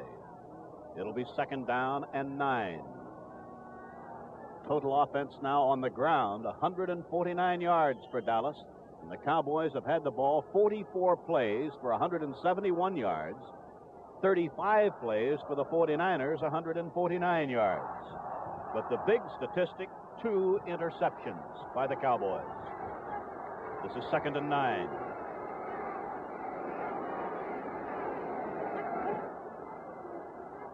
This is Thomas. Penalty marker down. Preliminary signal holding against the Cowboys, number 73, Ralph Neely.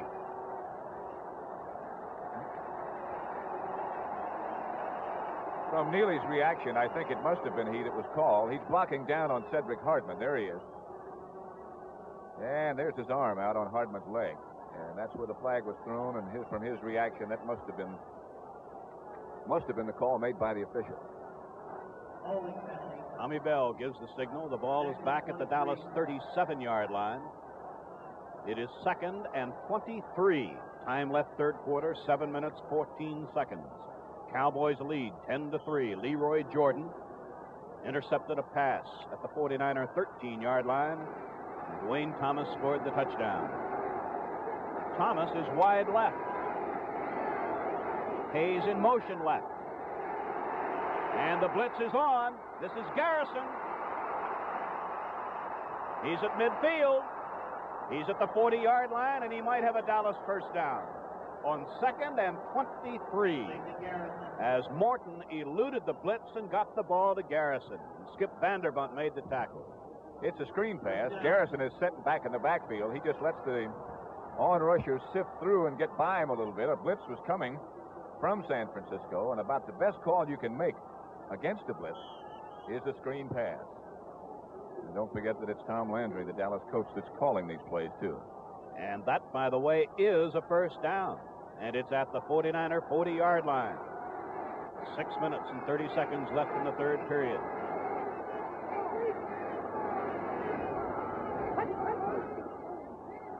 Here comes Thomas. He's picked up about 6 yards on first down before Bruce Taylor and Earl Edwards made the tackle. On Saturday, January the 23rd, CBS will bring you the American Basketball Association's 4th annual All-Star Game. The top players from the Western Conference will meet the stars of the Eastern Conference in this game. That's at 2 p.m. Eastern Time, and it's on January the 23rd. The Cowboys' Dwayne Thomas has now gained 102 yards in 14 carries. Rucker and Hayes are wide right on 2nd down 5.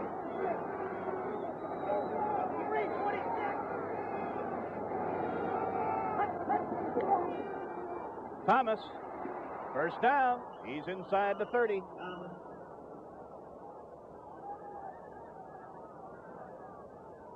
There's the signal from referee Tommy Bell. It's a first down. And here comes Pettis Norman now with Tom Landry's next choice. Jim Snydecki comes out, linebacker. Skip Vanderbunt replaces him. You know, one other effect of having a man like Thomas in your backfield, as much as the Cowboys are able to spring him into the San Francisco secondary. You take Bruce Taylor, for example, who was involved in that last tackle. Thomas outweighs him about 45 pounds. And it takes away a lot of your effectiveness, not only against the run, but against the pass as well. Hayes in motion. An attempted screen pass. I think Walt Garrison was the intended receiver. Yeah, but it's incomplete. Morton now 4 of 17 for 52 yards. The Cowboys are leading 10-3. 4:44 left to play third quarter. Again, the Cowboys guessed right in their play call. They had called a screen pass against the San Francisco blitz. At that particular time, San Francisco had anticipated that they might be calling that, and they dropped somebody back to pick up the receiver. It was Walt Garrison. Now, Hayes and Rucker are both to the right, the wide side of the field. Thomas is a wingback left. This is for Hayes. Penalty marker. Mel Phillips defending. Not too much question about this. Let's look at it again. Hayes is 22, of course. And watch Phillips hit him with his body before the ball gets there. Result, it is 1st and goal to go at the 5.5-yard line. And the Cowboys, with a 7-point lead, are in tremendous position right now.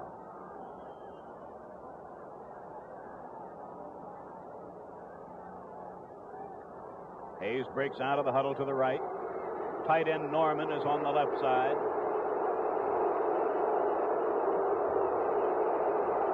And they're not going to snap the ball yet. As I'm sure you guessed, the Cowboys felt, and the officials agreed, they couldn't hear the count.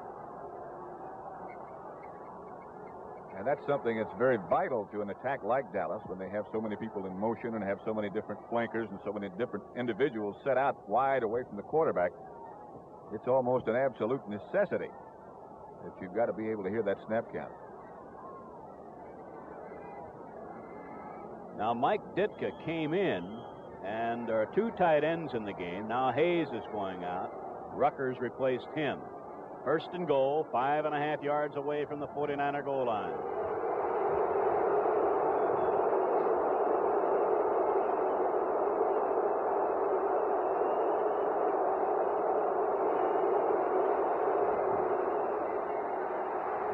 Hey, this is Walt Garrison. Walt Garrison for the Dallas touchdown. And the Cowboys are on top by 13. And a great fake by Morton to Dwayne Thomas is what sets this up. Watch Morton. The fake to Thomas. And Garrison, who was the other setback, is all by his lonesome. So it's the Cowboys leading 16-3. Mike Clark will try for point number 17. And that touchdown came with 4:35 left to play in the 3rd quarter.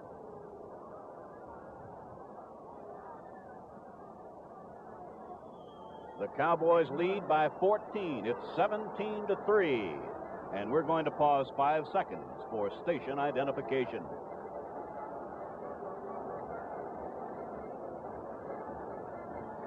(17-3) Cowboys will be back with the Dallas kickoff in just a moment.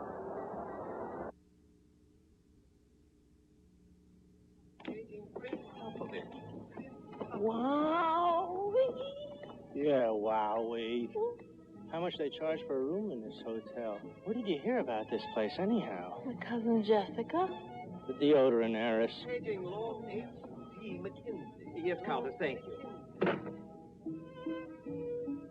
Please register. Velvet. The pen is pure velvet. Ah, General. We've reserved your usual suite and a suite for your horse, of course. Naturally, sir, you'd prefer a suite with a sitting room. Huh? Oh, no. Oh, no, we're not big on sitting. We lean exclusively. Before you go anyplace, American Airlines suggests you see a travel agent. He knows where not to go. He knows exact prices, and he'll get the most for your money.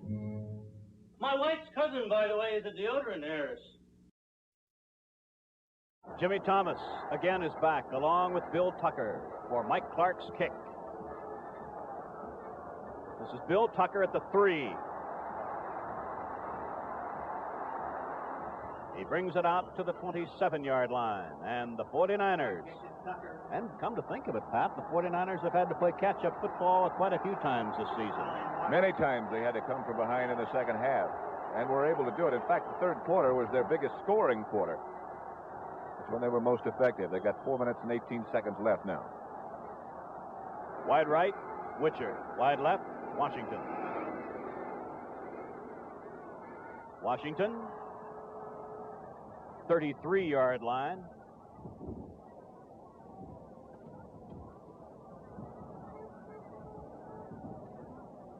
I thought he had it. Well, I did too. But I guess not. 2nd and 10. I thought for sure he had caught it. But it is 2nd and 10. And now the Cowboys put in the additional defensive back,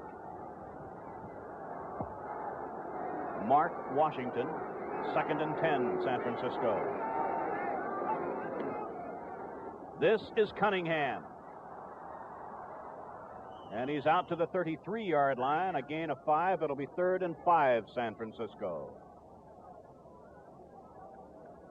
And there is Walt Garrison, who caught that touchdown pass. And quarterback Craig Morton, the second touchdown that the Cowboys have scored as they lead 17-3. Coming up, 3rd and 5.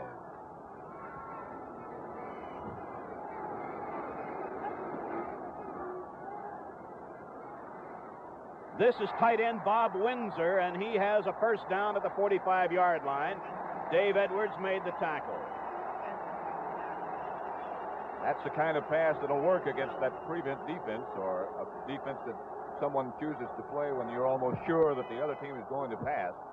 Windsor faked the block at the line, and then after everybody else had dropped back deep for Dallas, he just cut across the middle underneath. Awfully hard to throw deep against that defense. Now it's the regular defense for Dallas back. This time, Brody has both wide receivers wide to the right side, the open end of the field.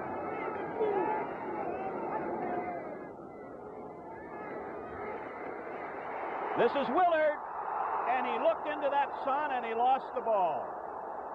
He was all alone, no one within 15 yards of him. And remember, we told you, as the sun is very low on the horizon. Let's take a look at it. Well, you can see the shadows on the field right there. Willard comes out of the backfield, and he is all alone, but he's looking right back into the sun, and I don't think there's any question about the fact that he lost it.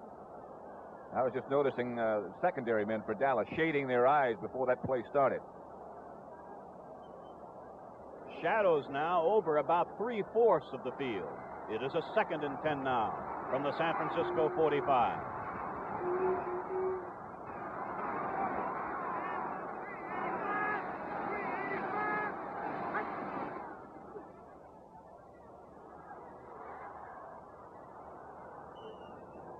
Nearest the ball was Witcher, but well off target, as Brody just wanted to get rid of the ball as he's had no receiver open. We'd like to remind you again that next weekend, Sunday, January the 10th, National Hockey League action returns to the CBS television network every Sunday afternoon throughout the conclusion of the Stanley Cup playoffs. On January the 10th, the Philadelphia Flyers meet the Montreal Canadiens at 1:30 p.m. Eastern Time, and immediately following that game, you'll see a 30-minute special on the 1970 Stanley Cup playoff finals between Boston and St. Louis.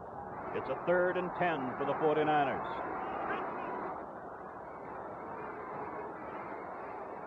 All alone is Windsor. And he has a first down at the 26-yard line.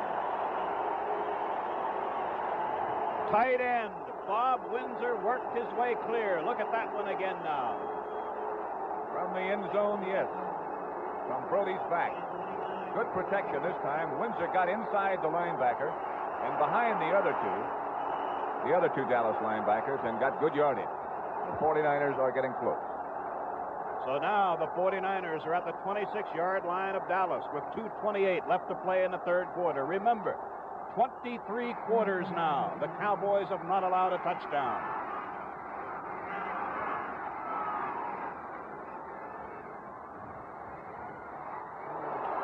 Almost intercepted by Cornell Green, and then it got away from him, and Bob Windsor almost had it. It all adds up to an incompletion in 2nd and 10. Now Ted Kwolek checks in place of Windsor. 10 of 25 for Brody, 140 yards, 2 interceptions. One by Jordan, one by Renfro.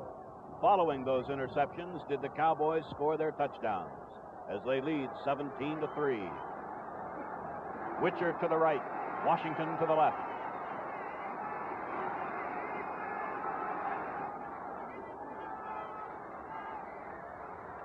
This is Windsor, touchdown.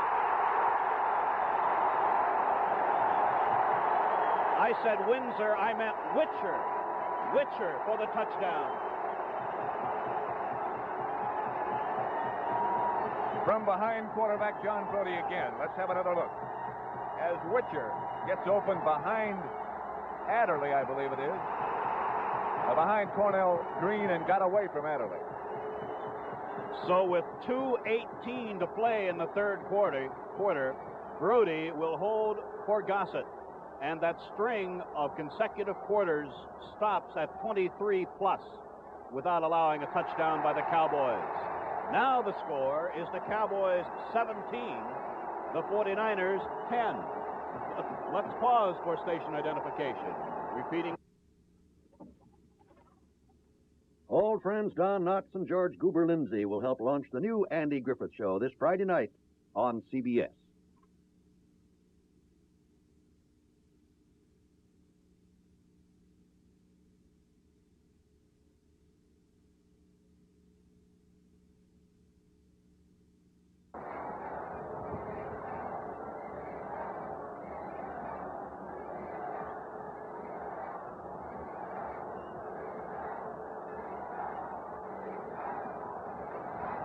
Number 46 is the Cowboys' Mark Washington. With him is Cliff Harris. Gossett kicking into a bit of a wind with 2:18 left to play. Tremendous kick. 3-yard line, Washington. To the 23-yard line, he ran into Preston Riley. So now the Cowboys, who have been able to control the ball today to a much greater extent than have the 49ers, will start first and 10 from the Dallas 23-yard line. And limping off the field is the 49ers' Tommy Hart. He's replaced by Stan Heineman, number 80 at defensive left end. There's Hart. Wide right, Rucker. Wing back left is Thomas. Hayes in motion. This is Garrison. To the 25. Making that defensive play was Roland Lakes, Skip Vanderbunt, Frank Nunley. Not too much doubt. Excuse me, Ray. Pardon me, if I was just going to say 2-yard gain. Not too much doubt about what Dallas's strategy will be from here on in. Morton really doesn't like to throw the ball anyway. The Cowboys on the ground have gained 163 yards, and Thomas has 108 of those yards. 2nd and 8. This is Garrison. And he's out to the 31, where it'll be 3rd and 2. 1:45 left to play third quarter. Earlier today, the Baltimore Colts defeated the Oakland Raiders to win the American Football Conference title.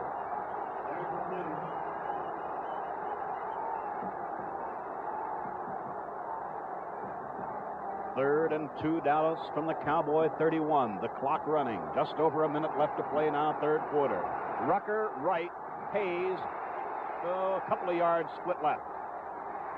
This is Dwayne Thomas. Ball in the air. It's caught by Rucker. And I believe he caught it about a half a yard beyond where the Cowboys needed to go for a first down. Ball just popped out of Thomas's hand. Here is Thomas, the tailback, the deep back in the Dallas setup. He doesn't have the first down when he's hit. The ball got loose, and that's Rucker standing at the top of your screen. Let's take another look at it now. Rucker is 88. The ball pops right to it. Ooh, that's a big play. So the Cowboys have a first down at the Dallas 34. Rucker in motion. Here comes Thomas. Around Bruce Taylor. He has a first down out at the 47-yard line. He is absolutely something else. Dwayne Thomas. Size and speed and moves, he has it all. I think he gave you an indication right there of how much speed he does have. It looked like Bruce Taylor had a good angle on him, and he just turned it on and got to the outside and got a first down. He is absolutely amazing. He went out of bounds, and that stopped the clock with 25 seconds left to play in the third quarter. Total rushing yardage now for the Cowboys, 195. The fake was to Thomas. The pass is to Garrison. And he's inside the 20. The ball is ruled to have been dead. A penalty marker is at the 30-yard line of the 49ers. Bob Hayes over, questioning one of the officials. Just have to guess it's a clipping call against Dallas from their reaction. And there was somebody over there blocking for Garrison. 14 seconds left in the quarter as referee Tommy Bell measures off 15 yards. The foul occurred at the 30. The ball comes back to the San Francisco 45. Let's take another look. As Morton again faked to Thomas, Garrison gets out in the open. I believe that was Bob Hayes who flashed across your screen and threw what looked like a block on Jimmy Johnson, I think. But the officials, of course, were very close to it. Now the 49ers have lost, at least for the time being, linebacker Dave Wilcox. That is he limping off the field. So now the linebackers will be Ed Beard, Frank Nunley, and Skip Vanderbunt. Tommy Hart came off limping a while ago. I don't believe he returned since he left the game.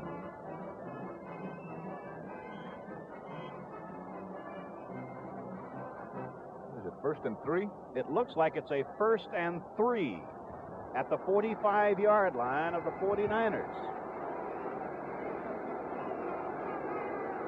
Rucker goes to the right in motion. This is Dwayne Thomas. Gained about 2 yards that time. And that undoubtedly was the final play of the third quarter.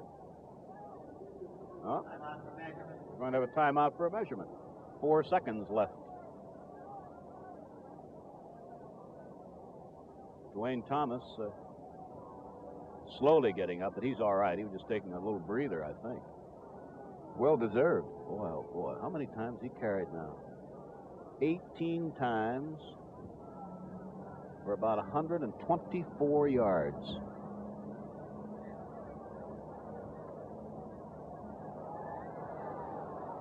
Just that short.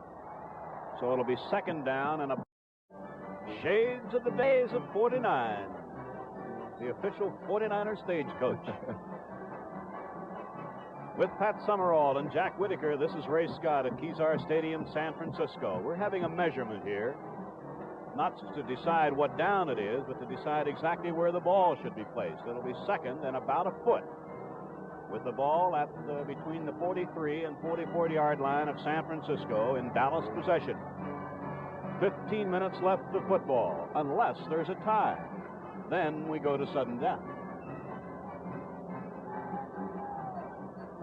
Greg Morton has been over consulting with Tom Landry and the other Cowboy coaches. Wide right comes Hayes. Wide left goes Rucker. Garrison and Thomas lined up behind Morton.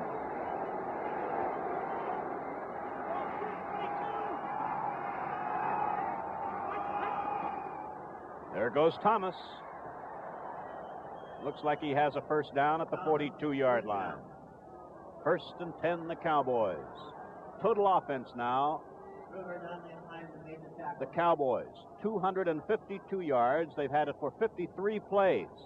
The 49ers have had it for 43 plays and 222 yards. Now Tommy Hart checks back in that front line. There's Tom Landry, the head coach of the Cowboys. Tommy Hart replaces Heineman at defensive left end for San Francisco. Rucker to the left, working against Taylor, and everybody else at the moment in tight.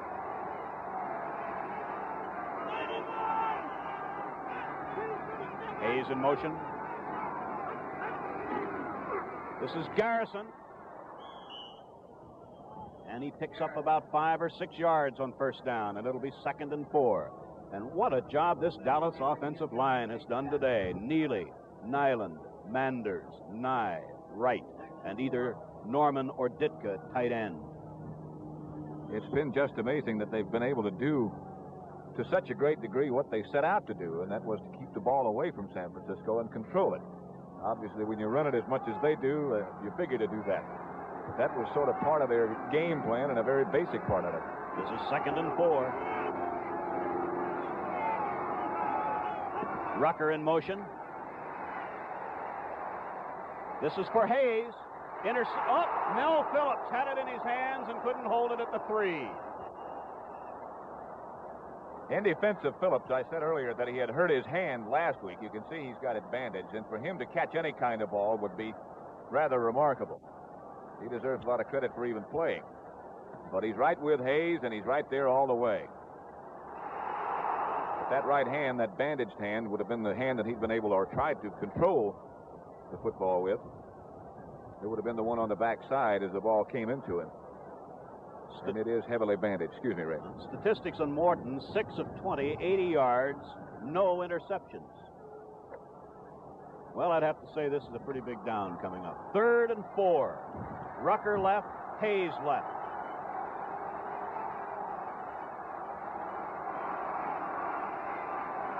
Garrison in motion. Here is Thomas. First down. Fumble. And the Cowboys get it back. At the 23-yard line. Number 61, Blaine Nye. Thomas, of course, had his first down. Here he is, number 33, Hayes in motion. Got his first down, no doubt about it. He got really popped right across where he was carrying the ball. And that's twice Dallas has been able to get a rebound on a fumble like that. So it's a first down for the Cowboys at the San Francisco 23-yard line. Thomas now has carried 20 times for 135 yards. 12:56 left to play in the game. The Cowboys lead by 7.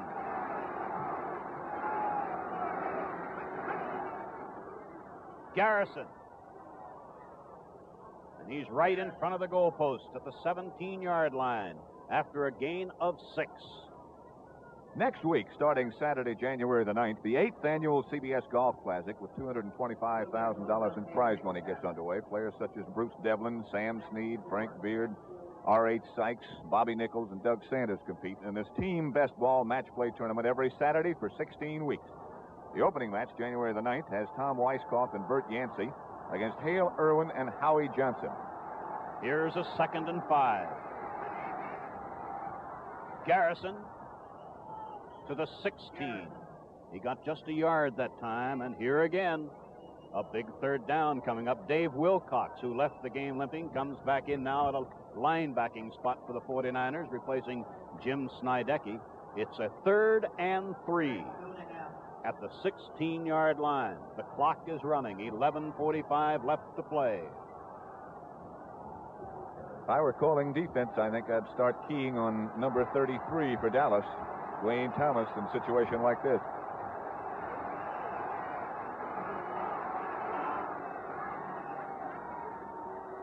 This is Thomas, and he does not have a first down. There's a loss of 1, and this means the kicking unit comes in. Mike Clark on 4th and 4. That's one of the very few times today that Thomas, the first time, that Thomas has failed to gain yardage when he carried the ball. There he is. What a day. Dwayne Thomas, rookie, West Texas State. Dan Reeves holding, 24-yard attempt. Angle from the left for Mike Clark.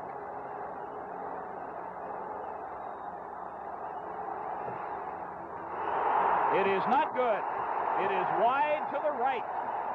And the 49ers have the ball at their 20-yard line with 10:45 left to play. So with the score, the Cowboys 17 and the 49ers 10. Let's pause for a moment. I'm Ara Parsegian, football coach at Notre Dame. To reach the top in today's game, you've got to be able to execute the option play. Quarterback can run, he can pitch out, or pass. 3 options. A special version of the option play has helped Ford reach the top in wagons. You see, Ford's got this magic door gate, the gate that gives you 3 options. You can open it like a door with the window down, or if it's raining, with the window up. Or open it like a tailgate for picnics or loading gear. And Ford's version of the option play has really proven itself dependable. In fact, over 1 million Ford wagons have been built with magic door gates. The 3-way door gate on the 71 Ford Country Squire is just one reason why I believe Ford gives you better ideas. First and 10, 49ers at the San Francisco 20. Brody has Washington left and Witcher right. Washington belted out of bounds by Mel Renfro after a gain of 6.5 or 7. And Washington's number is going to be pretty hard to read. There's some mud just outside of the sidelines, and he hit it. This is the pass that we said earlier would be there almost all day. Washington's so quick, and Brody can throw the ball so well, it's almost impossible to cover that. Let's see. Washington now has caught 4 passes for 61 yards. It's 2nd and 3.5.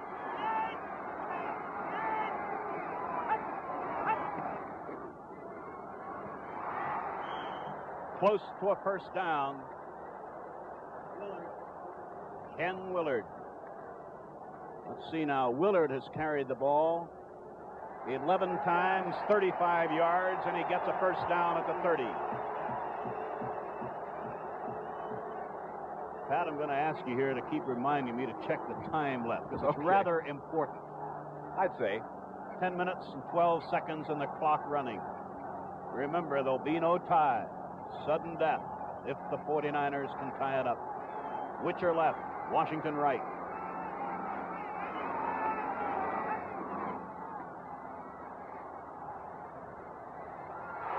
This is Witcher.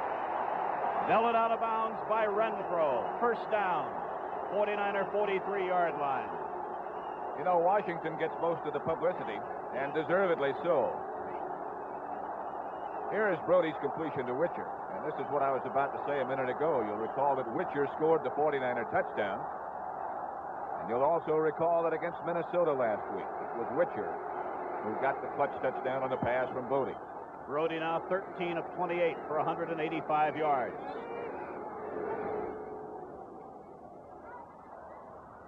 The ball was tipped and was short of Doug Cunningham. A screen was set up with Vanasek and Woody Peoples out in front of Cunningham, but a great rush by the Cowboys.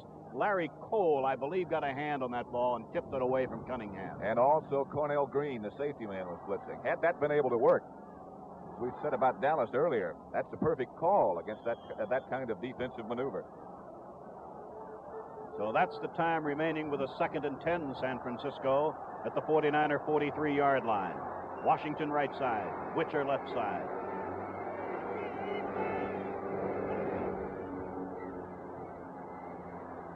Washington.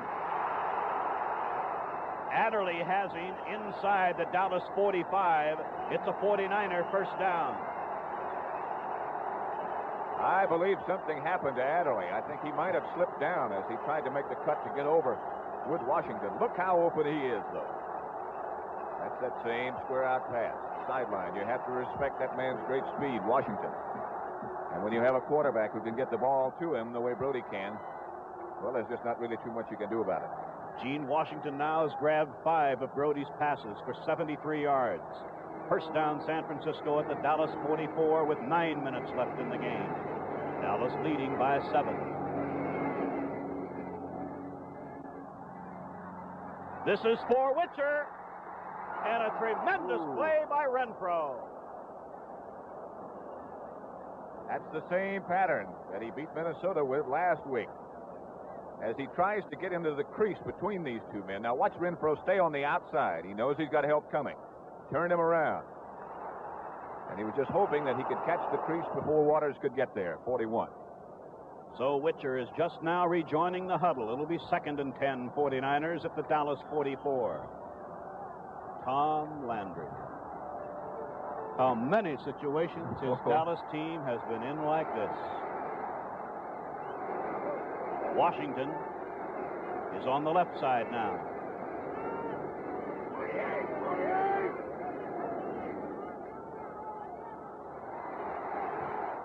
Willard is inside the 40 at the 39-yard line, and it'll be a 3rd and 5 for the 49ers. Wow, you talk about a succession of 3rd down situations. Here is yet another. 17-10 Dallas broke a 3-3 tie with 2 touchdowns here in the second half. They led 17-3, but then Brody hit Witcher, and now it's 17-10. Windsor has been inactive lately. Let's see.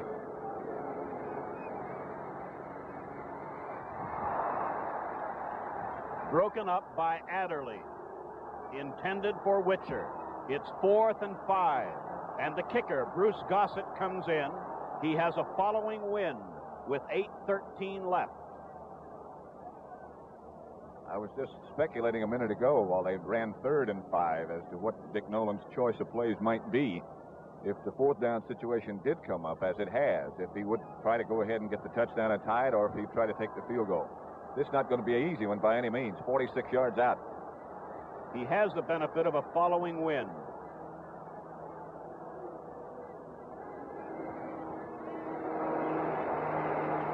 It is off to the side. The Cowboys have the ball on the touchback at the Dallas 20-yard line with 8 minutes and 8 seconds left. And with the score, the Dallas Cowboys 17 and the 49ers 10. Let's pause for a moment.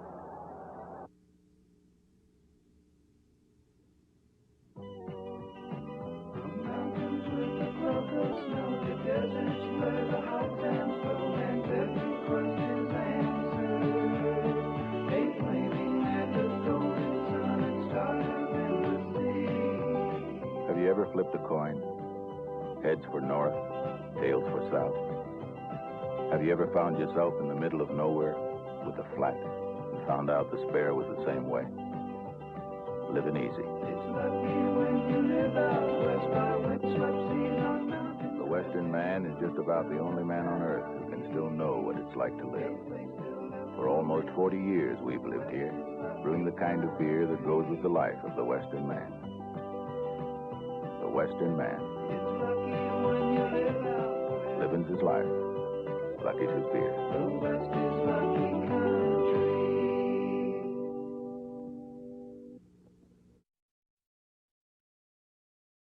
We are reminded that last week, Dwayne Thomas carried the ball 30 times for 135 yards. Today, he's carried the ball already 21 times for 134 yards. And now it's Dallas from the Dallas 20. 8 minutes, 8 seconds left in the game. Cowboys with a 7-point lead.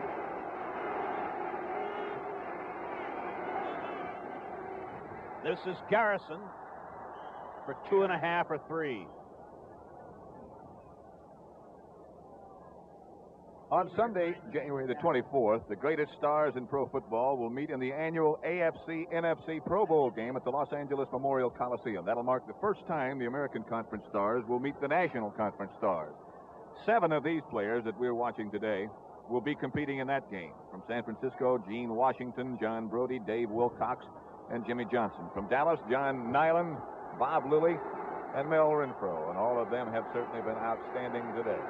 This is a 2nd and 8 from the Dallas 22. Here's Dwayne Thomas. And a tremendous play by Mel Phillips.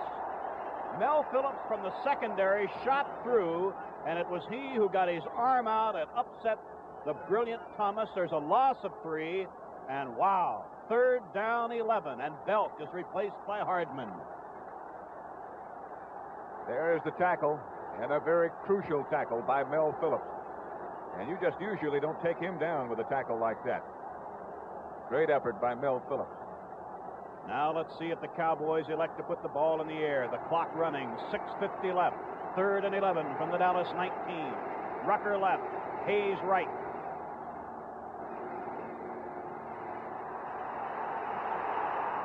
And a tremendous catch by Rucker. Morton did a fantastic job, and he is down on the ground. Quarterback Craig Martin was hit by Cedric Hardman just as he released that ball. And a tremendous play, Morton to Rucker, but Morton is hurt. There you can see that's Morton holding his right side. How he ever got rid of that ball, let's take another look. Cedric Hardman is number 86, coming around, and he hits Morton from behind, and Heineman hits him in the ribs almost at the same time, just as he got rid of that ball. You can tell he's in pain, but what a play he made. Boy, you talk about a clutch play. Morton to the rookie Rucker. there is Roger Staubach. And now the pressure shifts, apparently, from Morton, who is on his feet now. There's Craig. You talk about courageous performances. He's had a bad shoulder. He's had a bad elbow. He cut his hand. Played much of last year with a shoulder separation. And he's been troubled throughout most of this year with a variety of different injuries. Yet he's hung in there. And although his statistics aren't all that impressive, Dallas is still in the championship game. Here comes Roger Staubach. So now, Roger Staubach, who played at Navy, second year with the Cowboys. Now, that timeout was an official timeout. The reason? The player injured, Morton, did not stay in the game. Hence, that timeout was not charged to the Cowboys. It's a Cowboy 1st and 10 at the Cowboy 40. 6 minutes, 29 seconds left. And Staubach takes over the offense. Remember now, he's a scrambler. This is Dwayne Thomas. And a great play behind the line by Charlie Kruger. And Thomas loses 4. But the Cowboys gain about 30 seconds. And here comes Morton back in. Staubach just in for one play. Craig Morton is back in at quarterback on 2nd and 14. But time is so important. Less than 6 minutes in the game. The Cowboys are leading by 7. Bob Hayes lines up to the right.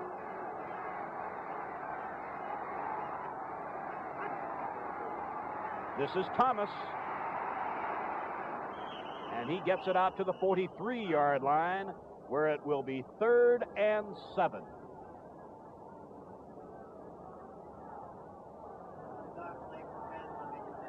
And Dave Wilcox is very slow in getting up. Belk leaves, Hardman goes in. 3rd, about 7. The clock is running. Only, oh, there's the time. Going to be interesting to watch Ralph Neely, the left offensive tackle for Dallas this time, and Cedric Hardman, as he puts the rush on Craig Morton, or tries to. Hardman is 86, Neely is 73.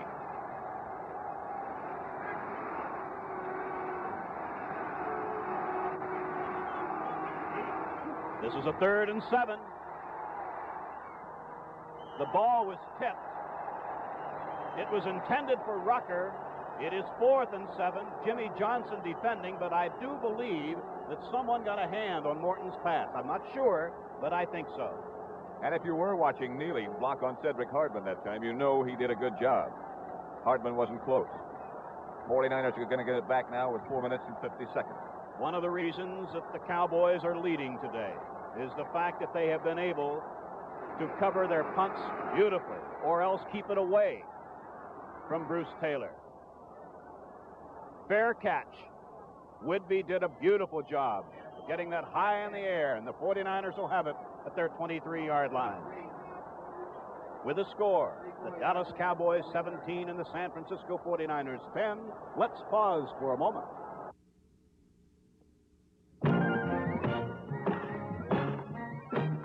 A man can pile up a roaring appetite this way. How do you handle a hungry man? The manhandlers. One of the manhandlers is Campbell's Beef Soup. A sturdy soup with whole grain barley, bites of beef, and lots of vegetables. Mmm, good. The manhandler.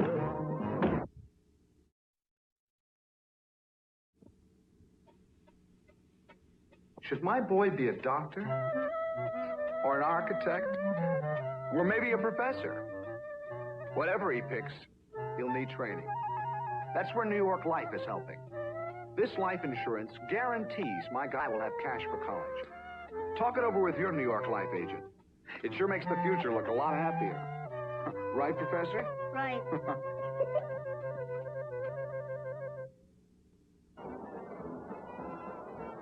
Remember now, if this game ends in a tie, we go to sudden death. There will be a winner, and needless to say, we'll bring you every bit of it. All right, Gene Washington to the left. Dick Witcher to the right. 1st and 10 49ers from the San Francisco 23.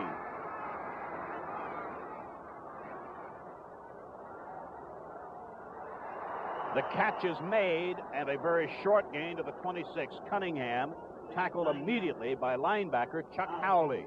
Gain of 3, 2nd and 7. Time left, 4:25.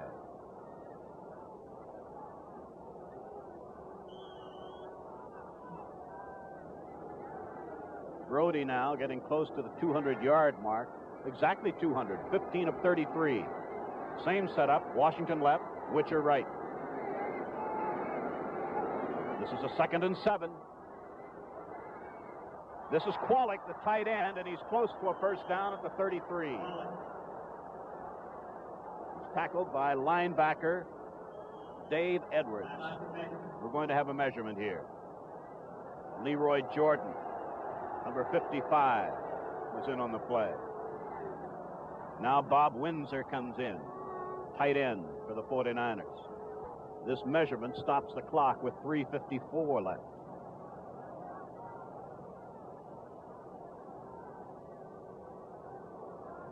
Well now, 3rd and a foot. We'll have 2 tight ends in. Remember against the Raiders? 3rd and a foot. He sent Tucker out of the backfield, did John Brody, and hit him for a touchdown.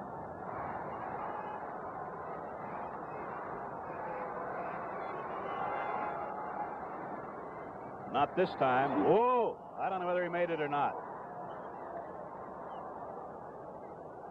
A tremendous charge by the Dallas defense. Now I wonder. There was a loss. If they did not make it. It was a loss on the play. It's 4th and 2 feet. 3:41 left. At the San Francisco 32.5-yard line. This could be the season, this play. It sure could. Willard behind Brody. Cunningham to Willard's left.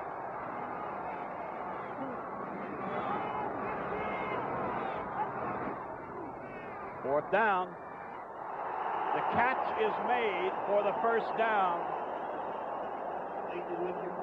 by Dick Witcher. Herb Adderley made the tackle, but a first down by 2 yards at the 35. Here it is. This is Witcher, and you talk about your gutsy calls. How about this on 4th and 2 with time running out? And a crunching tackle by Herb Adderley. Less than 3 minutes now remaining in the game. Down goes Brody. He held on to the ball somehow, but there's a loss of 10 as Bob Lilly was the first to get to him. Now it'll be 2nd and 25 from the 25-yard line with that much time left.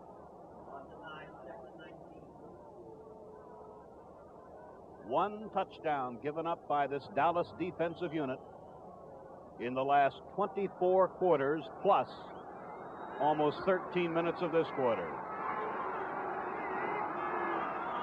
24 quarters, I should say, plus.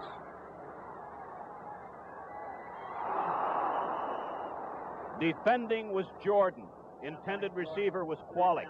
It'll be 3rd and 20 with 2:27 left. And all of the skill and experience of now 14 years in the National Football League in the person of John Brody, and if ever a man had to come up with something.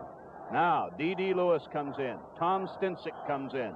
Mark Washington comes in. Defensive changes for Dallas on 3rd and 20. And against this defense, there is Tom Landry.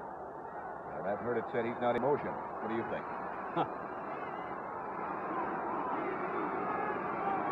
From the San Francisco 25, Gene Washington made the catch. It is not a first down. It'll be 4th and 7 from the 38 with 2:15 left. And let's see. We have a timeout. Here's Washington getting the double coverage. Mark Washington cut him down, in fact, at the line of scrimmage. That's some effort to get up and make a reception like that. Brody is checking with his coaches on the sideline about what this play should be. And in a situation like this, 4th and 7, you'd welcome all the help and all the advice you could possibly get from anybody. John Brody, 18 of 37, 221 yards. While this huddle is going on this side of the field, Gene Washington has caught 6 of those passes for 85. Meanwhile, Tom Landry on the other side of the field.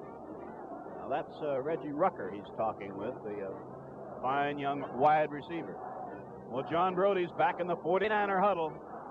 And in a moment, we'll know what Dick Nolan and his staff have decided on 4th and 7 from the San Francisco 38 with 2 minutes and 15 seconds left, and the Cowboys leading 17-10.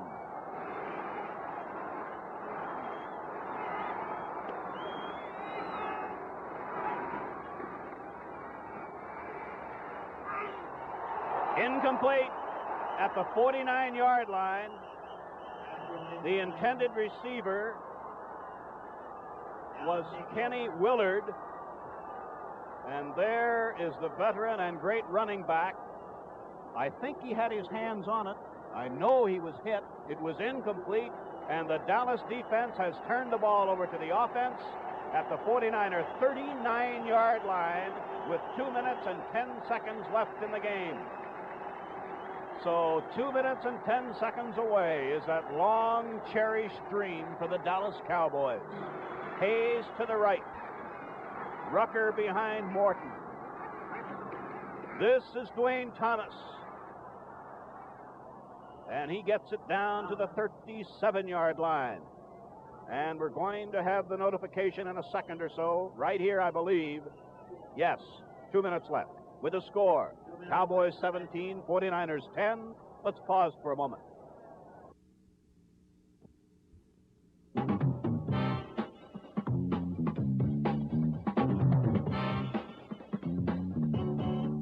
The minute you walked in the joint, I could see you were a man of distinction, a real big spender, good looking, so refined. I figured that you're the Muriel cigar smoking kind, so let me get right to the point.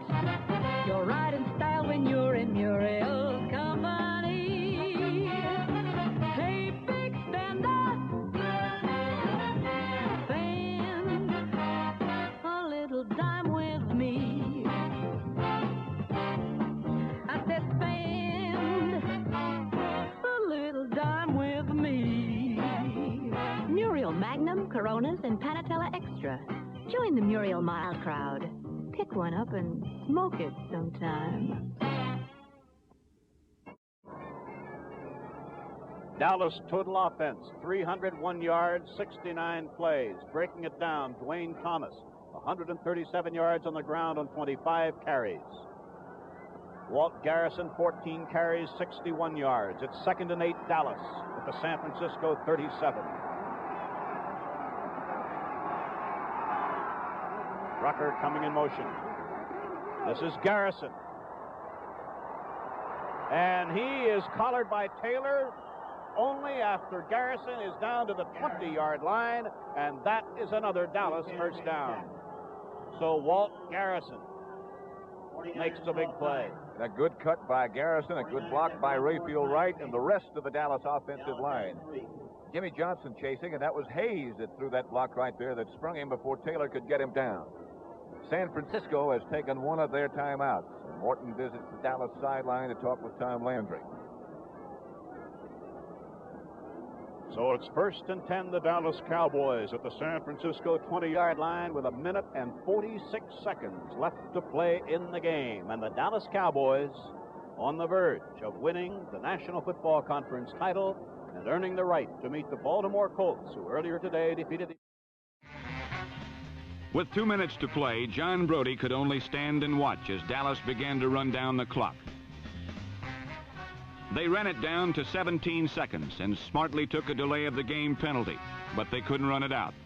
So with 5 seconds left, John Brody had one last gasp for his team, his town, and his title. He tried valiantly, but time, the Grim Reaper, finally ran out on the San Francisco 49ers, who must wait till next year. For the Dallas Cowboys, it was yet another chapter in their storybook climb to glory. And Coach Tom Landry, the much maligned head of his team, happily left Kezar Stadium knowing that he indeed had the last laugh at his critics, who said you can't win calling plays from the sidelines. Landry has found that by parlaying a tenacious defense with an unstoppable running attack, he could overcome any deficiency, while somehow keeping the emotional tenor of his team a confident winning one that has brought Dallas its first championship, and one that could bring the Cowboys an even bigger trophy called the Super Bowl. If he can do it for one more game, Landry will have resurrected his team from its midseason grave to become pro football's world champion, an impossible dream come true.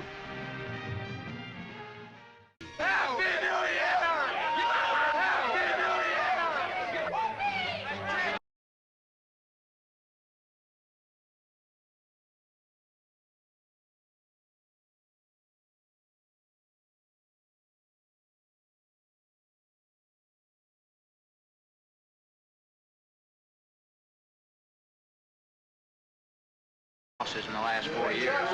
It's a great reward for these fellows who work so hard to get there.